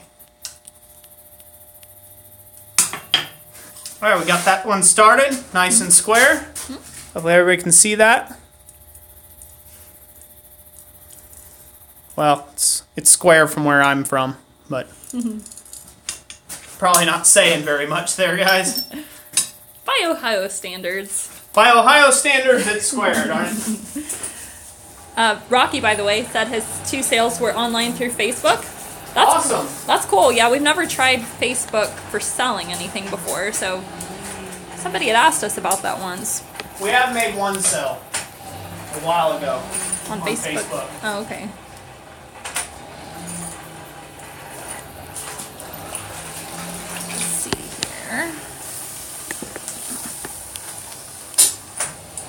Mark, you said your kids like watching the videos. They have to be 12 before working hot metal. They could actually do copper. That can be done cold if you wanted to do like a little hands-on activity with them. They could do little copper bowls, and that can be done cold. Yep. Or silver, if you're a rich daddy. Yeah. Or pewter, if you're a poor daddy. I'd go with pewter. Yeah, for kids. Good to have you here for the Honor Forge. Hey, good to have you.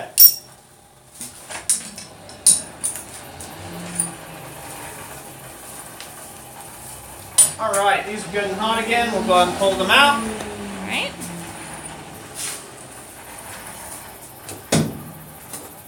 All right. Gonna go ahead and get that in there. Get it all set up. Hopefully it's all right.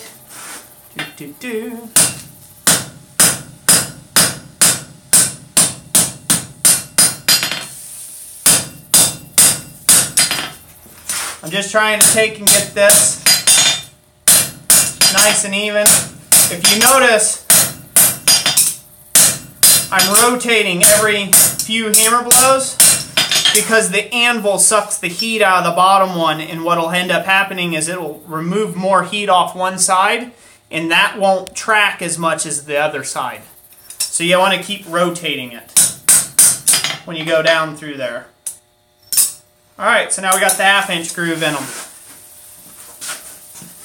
Now we'll have to readjust these. We'll have to put the 5/8 in there, we'll have to put the 1/2 inch, and then the 3/8 at the very end of it all.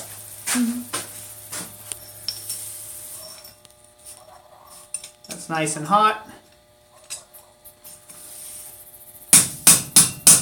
Get that bent down a little bit so this way it's aiming.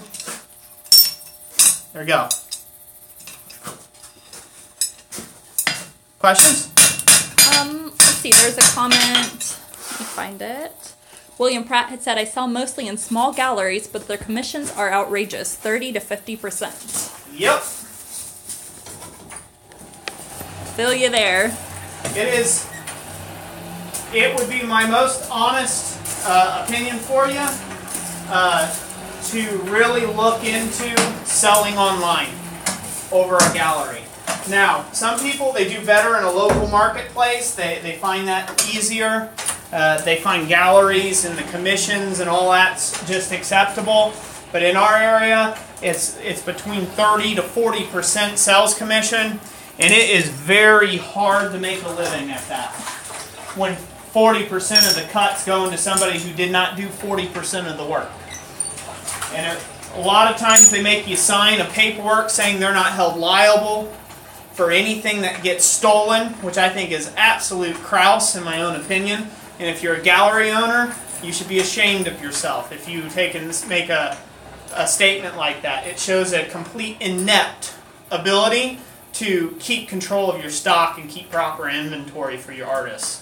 And that's something I don't believe is just fair. Why does Roy feel so strongly about this? Because I've had artwork stolen before from a gallery. So I really dislike galleries when it comes to that. That's my own personal opinion. I believe you can have a lot more impact on the surrounding demographic by doing demonstrations and doing art shows and things like that, and you can have a larger impact worldwide if you sell online. So I'm pretty heavy on selling online for online sales. For blacksmiths, but Tim has to run. He did want to say bye to you though. Hey Tim, thanks for stopping by. I appreciate it, brother. We'll catch you on the next one. Oh, speaking of the next one, just in case anybody needs to drop off with Tim before I finish up these last little bits here. Next Friday there will not be a live stream. I'm having all 4 of my wisdom teeth yanked out of my head. So I'm going to be incapacitated for probably pretty much the weekend.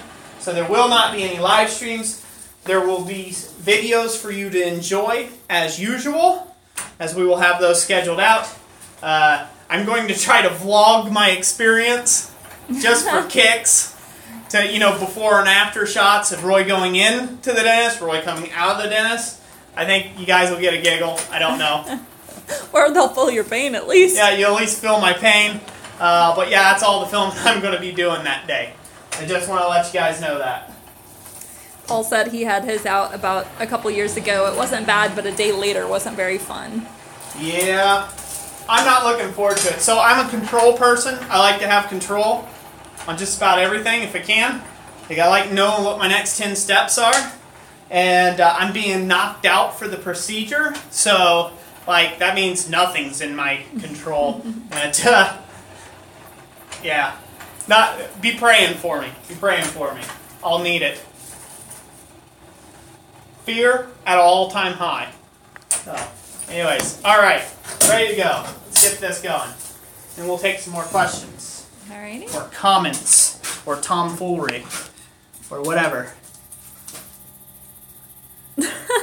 Les said that would be the most enjoyable watch of all. The drugs could make the live show quite interesting. It would, wouldn't it? With his mouth full of gauze, you wouldn't be able to make heads or tails of anything he says, though. That might be a good thing.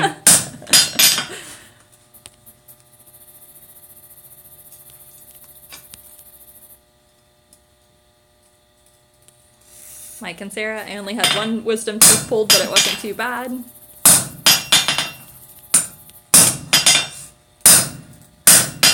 Well, I tell you what, I thank all of you for taking and being so kind as not to be like, it's gonna be horrible! They're gonna destroy your mouth for life! And if any of you guys do say that, I'm not reading it out loud, so... Anyways, okay, so we got our little 3/8 groove started. Once again, we're going to take another heat. We're going to beat it in a little deeper. And then we're going to give these their final shape, so this way they actually hold the material that is needed. Starting with the 5/8, we'll put the 5/8 in there, then we'll close it up a little bit, so this way it holds the 3/8 and such. And then, so the 5/8 will go in, and then the 3/8, we'll skip the half, it'll take care of itself. And we'll bite into the 3/8 and adjust the tongs at the vise. Does that make sense? Yep. Okay. Should I go over to the vise then, or? Nope, we gotta beat one more a little bit on the groove, and then we'll be moving. So how many people we got watching so far?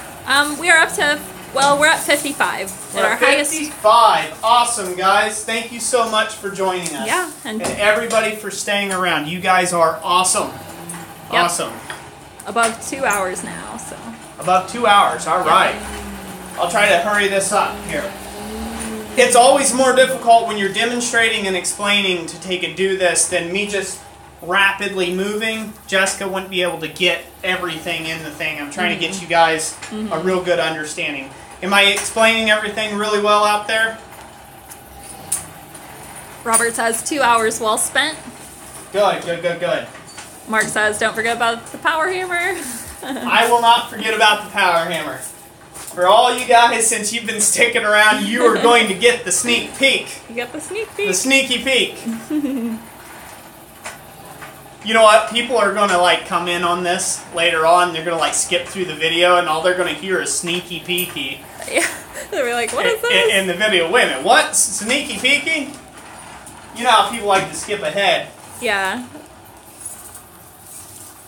All right. Good and hot. Back to the anvil. Yep. Back to the anvil. Okay. Good and hot. Back to the anvil.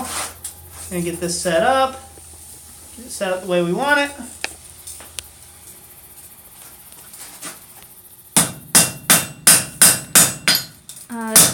Dan said, as you work down to smaller sizes, do you think you will need to rework the larger sizes? That will be in the final step when we go to set the sizes fully all the rest of the way. Yeah, you'll have to go, what you'll do is you'll skip the center size, but you'll put in the largest size. And you'll adjust it down to the smaller size. And then the middle takes care of itself. Does that answer pretty good? Mm-hmm.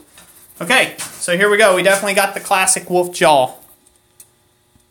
Those do look pretty sick. Shape. Yeah, that looks pretty mean. The sound effects, you know, that was the best. You guys get to hear what Roy sounds like if he's a wolf. I'm terrifyingly awesome at sound effects. Believe it or not, I've been excited about this all week. I've been waiting for this all week. Just to have this live stream with you guys. It's like one of the best parts of my entire week. It really is. I just enjoy communicating with y'all. I know I don't get around to everybody's comments and questions during the week.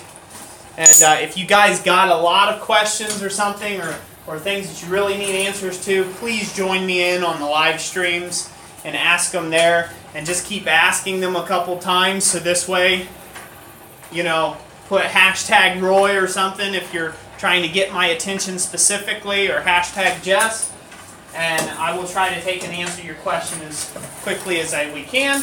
Of course, if 500 people start hashtagging Roy, there'll be a waiting list again. We'll have to come up with another hashtag if it's really important. Kind of like, I don't even, why would we even use hashtags? I guess it's just pop culture. We use hashtags now. Guess they just throw any word behind hashtag. Welcome, Bodie. Hey, you finally showed up, Bodie. He did. He's showing his face. How's that keychain? How's that keychain treating you?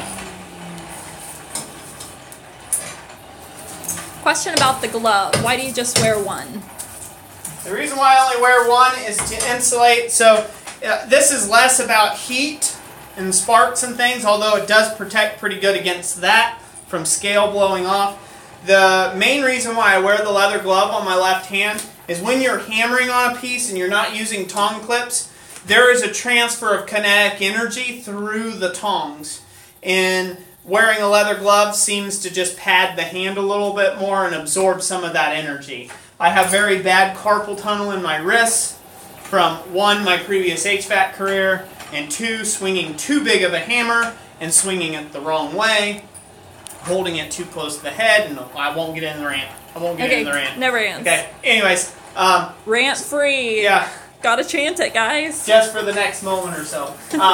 So that's the reason why I wear the glove, is I feel that it gives me better shock insulation. And if I got a bunch of crud on my anvil or dirt, I can just swipe it off with the dirty. Well, I guess it doesn't really help that much. It doesn't. Yeah. I'm going to go ahead and say this one. Sorry, I keep passing you up, Martin. Roy, pass through tongs, please. Pass through tongs. Yeah, he wants to see you make a pair at some So point. for like blade making that come all the way through, Martin. Okay, I'll let you know. Any comments back? Okay, when you comment Martin back, she'll let me know. I'm assuming you're saying pass through as in the kind that come off the side for knife making. I can make those. I've made them in the past. We might do that for one live demo. Elijah, your question, some people's names are in blue because they are moderators on the channel, so they make sure that no wild riffraff gets in here. I love my wife, wild riffraff. Yeah. So politely said. You can tell she was a sheltered child. Yeah. That's why she's with me. She didn't know any better. Alright, let's see here. Enough of that. Alright, we need to size it. Okay. At the anvil? Yep, we're going to go to the anvil. So, first of all, I'm going to go ahead and get this cleaned up. Like I said before, I'm going to put the larger piece of material in the back of the jaw, and I'm going to tap it down until I can put and grip the smaller piece of material in the jaw, tap it close, and then the whole thing needs to go over to the vise and adjust the reins. So hopefully you can be pretty good with all that. Here we go. All right. So once again, you're not trying to forge this. Now you're just trying to bring the jaws down to where they meet. Keep them in line. Okay? And then we're going to put in the tinier portion, the 3/8 stock. Okay? And tap right in between them.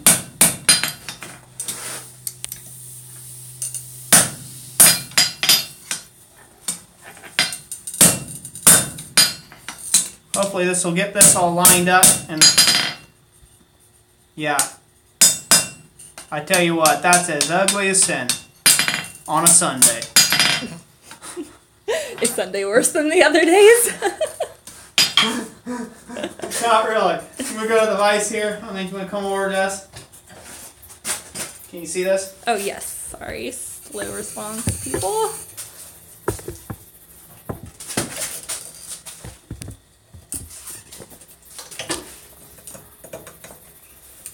So now I'm just tightening it up on those two bits.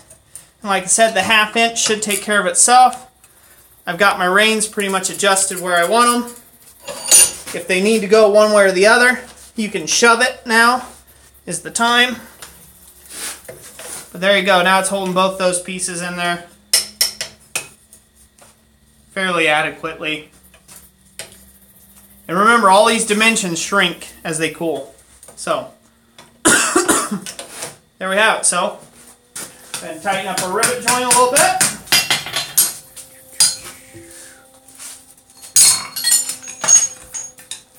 And there's our wolf jaw tongs. I'll probably do some additional straightening and adjusting and tweaking. That's all just finessey stuff. I'll take care of that tomorrow. But we'll give this a little brush. Now, we might take it up to just above a scaling heat and brush it again, just to really get it good and clean. But we're going to have to put one of the most important parts on here,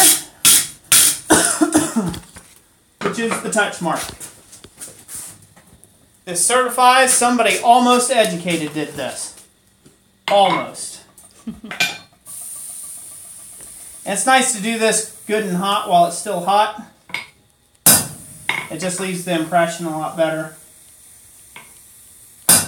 Technically, these are a cold stamp, but so there we have it. Martin wrote back, by the way. He said, yes, the pass-through blade tongs price, or should I email for price? And also he had said yes to your talk about the offset for the knife or whatever. Okay. I don't sell tongs. So, not currently. I'm not set up to make them economically for people. Hopefully that answers that. Mm-hmm. The brush you see there is a butcher block brush. Yep. So now for a different kind of trick. So, you see guys all the time dunk these in water and work them right. Work the joint over to get them to fit nicely. They'll heat them up and work the joint in water to cool them down slow, right? I like using oil. So we're going to go over to what's in Roy's goop. Oh, you guys are getting another sneak peek of this. The goop. The goop, yes. Roy's secret concoction. Roy's secret concoction. Can you see it? Yep, can see it. And if you dunk it in oil and work it, don't breathe this stuff in either. But if you dunk them in oil and work them, they put like a little bit of seasoning in between them and they're less likely to seize up or rust later on.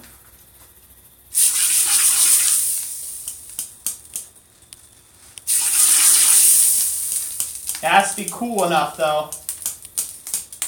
Otherwise it just makes a ton of smoke and it doesn't actually do it. Kyle, no, we haven't done any metal casting on the channel. Roy's done a little bit here and there. Paul's Garage, he does it. You can check out his channel if you're looking for casting. Yeah, Paul's Garage is a pretty good channel for that. Keep in mind, he's just learning himself and kind of going through the process. But that's kind of nice to notate because as he's going through the process, you know, you're learning from any mistakes he's making. And he kind of just highlights those, and that's just a really good thing to do for beginners. So there you have it. So that's the way to do those. Those work really nice.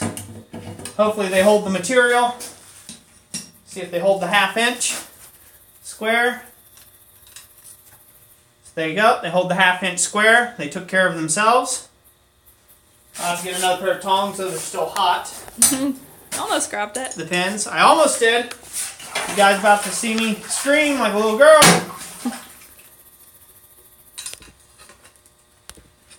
They hold the 5/8 square. And this will hold round too. And now for the final trial, will they hold the smallest pair? Small size stock.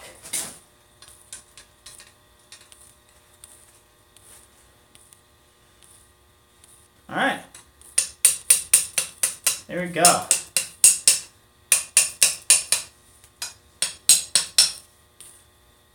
There we have it. It'll do it. Cool. Now, the other thing, will it hold it this direction? As I heard, that's what these are supposed to be famous for. Yep. It'll hold it that way. Hold the 1/2 inch. Can you see all right, huh? Yeah, up there's better. Up here's better. Sorry, guys. Closer the better. Here, I can always squeeze. It'll hold the 1/2 inch square. Good? Mm-hmm. Last but not least, it'll open up and you can hold the 5/8. Although that's a little more on the uncomfortable side, I would say. But, you know, it does hold all the sizes, though, relatively nicely. Just like that. Oh, that's a pretty slick deal. Yeah, they turned out decent. Not bad for a first go. I mean, they're ugly, but hey, what else can you expect for a 2-hour demo? 2 hour and 15. 2 hour and 15 minute demo. So there you go. There's wolf jaw tongs. All right. So now for the giveaway. Who's going to get these tongs? At the beginning, we had a bunch of people said, put my name in the iron in the hat. Ah. Maybe we should do. I guess we should have talked about this before. Maybe they should have commented once this video is published. Yeah, okay. Yeah, we'll do that. So,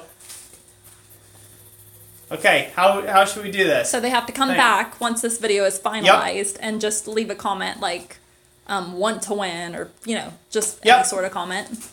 Okay, so here's the thing. Put in the comment section just wolf jaw or want wolf jaw, something of that nature, on the playback of this video, and then me and Jess will put some names in a hat, and then we will let you know who wins, I guess, on maybe the next live stream. Which will not be next week. Which won't be next week. Maybe we'll do it on Thursday. How's that sound? Yeah, we can try. What do you got? What do you all think? Do you think that sounds fair? We'll poll names next live stream. We'll do a live stream on Thursday. Yeah. Yeah, that'll work. Everybody like that? Yep, everybody's saying, well, except for Graham, he says no. Yes, everybody's like saying wolf jaw and I want to win and things like that. Okay, so you have to comment on the playback. So that means once this video is done and we end the video for the evening, you don't have to watch the whole video again. I appreciate it if you do, but comment, I want the wolf jaws on the playback of the video or on the future video of ourselves here. This is getting weird. Okay. You know, in the future, where Christopher Lloyd's at. So, yeah, sounds good. So. All right. So, here we are. I hope you all enjoyed this video. So, can you see me in the frame or not? So, okay, let me hide your face. All right, let me hide the pretty face. This is the face. It's all worth the face. I want to leave you guys with a terrible memory. All right. So, yeah, I know, bad humor. Anyways, here they are. Once again, watch the video after it's finished processing, or in comment, I want the wolf jaw, or want wolf jaw, or just wolf jaw, and we'll enter your name in the hat for the running on next Thursday's live stream. We'll do next Thursday. Yeah, sounds good. Sound good? Yep, it does. All right. Well, I just want to say thank you all so much for taking and being part of the live stream. I hope you guys enjoyed this, the demonstration side of things. Hopefully everybody did. Yeah, they are. Everybody's saying comments, thank you. Everybody's saying Kyle, great. Let's see. We have a thank you from Randy, Kyle, Nova Man, Jonathan for the Honor Forge. Good. Paul's Garage, Lesberry. All right. Well, let's see if we can flip it around and get Jessica in the in the thing too. Stay put. Hold on. Okay. Hold on there, people. Let's see. Flip midstream? Yes, it does. Yeah, whoa, we're in the light. We're in the light. We're in the light. Going around. It's blinding. Okay. All right. So thank you all so much for being here. Me and Jessica love you all. It's great to have everybody a part of this live stream. God bless you all this week, and be looking out for that next power hammer build video. Yeah. That's right. I'm going to flip you around. I'm going to show you here in just a second. So, but me and Jess just wanted to thank everybody, you know. So, somebody can get that guy. There we go. We'll take and see everybody later. Let's, I'm going to flip you around for the, let's see here. See if I can flip you around for a little sneaky peeky. There's the little sneaky peeky. Let's take you for a ride. So as you can see, it's a mess. But this is how far I've come along. There's a whole lot of stuff down here. You see? You can't see underneath there. But what's down there? Is that the cam? More surprising. It's definitely surprising. So what's going on? Anyways, so that's what's all there. That's how far we've come. It's going to be one heavy hitter, and I'm enjoying it. So anyways, God bless you all. Woo! Flip it around. And yeah, we're going to catch you on the next live stream. We're going to do it Thursday. Once again, having wisdom teeth yanked. Maybe an hour earlier, too. Yeah, it might be an hour earlier. We might do it 7 o'clock instead, just so this way everybody knows. Like I said, enter for your chance to win. Comment after this video's over in the final, when it's been processed fully, if you want to try to win the wolf jaws, and we'll just announce the winner next Thursday. So, God bless y'all. Come in here, Jess. Okay, come in here. I was hiding. Yeah, she was hiding. Last guy kind of creeped her out. It's okay. Yeah. We love you guys. We'll catch you later. Have a good y'all night. have a great night. God bless y'all.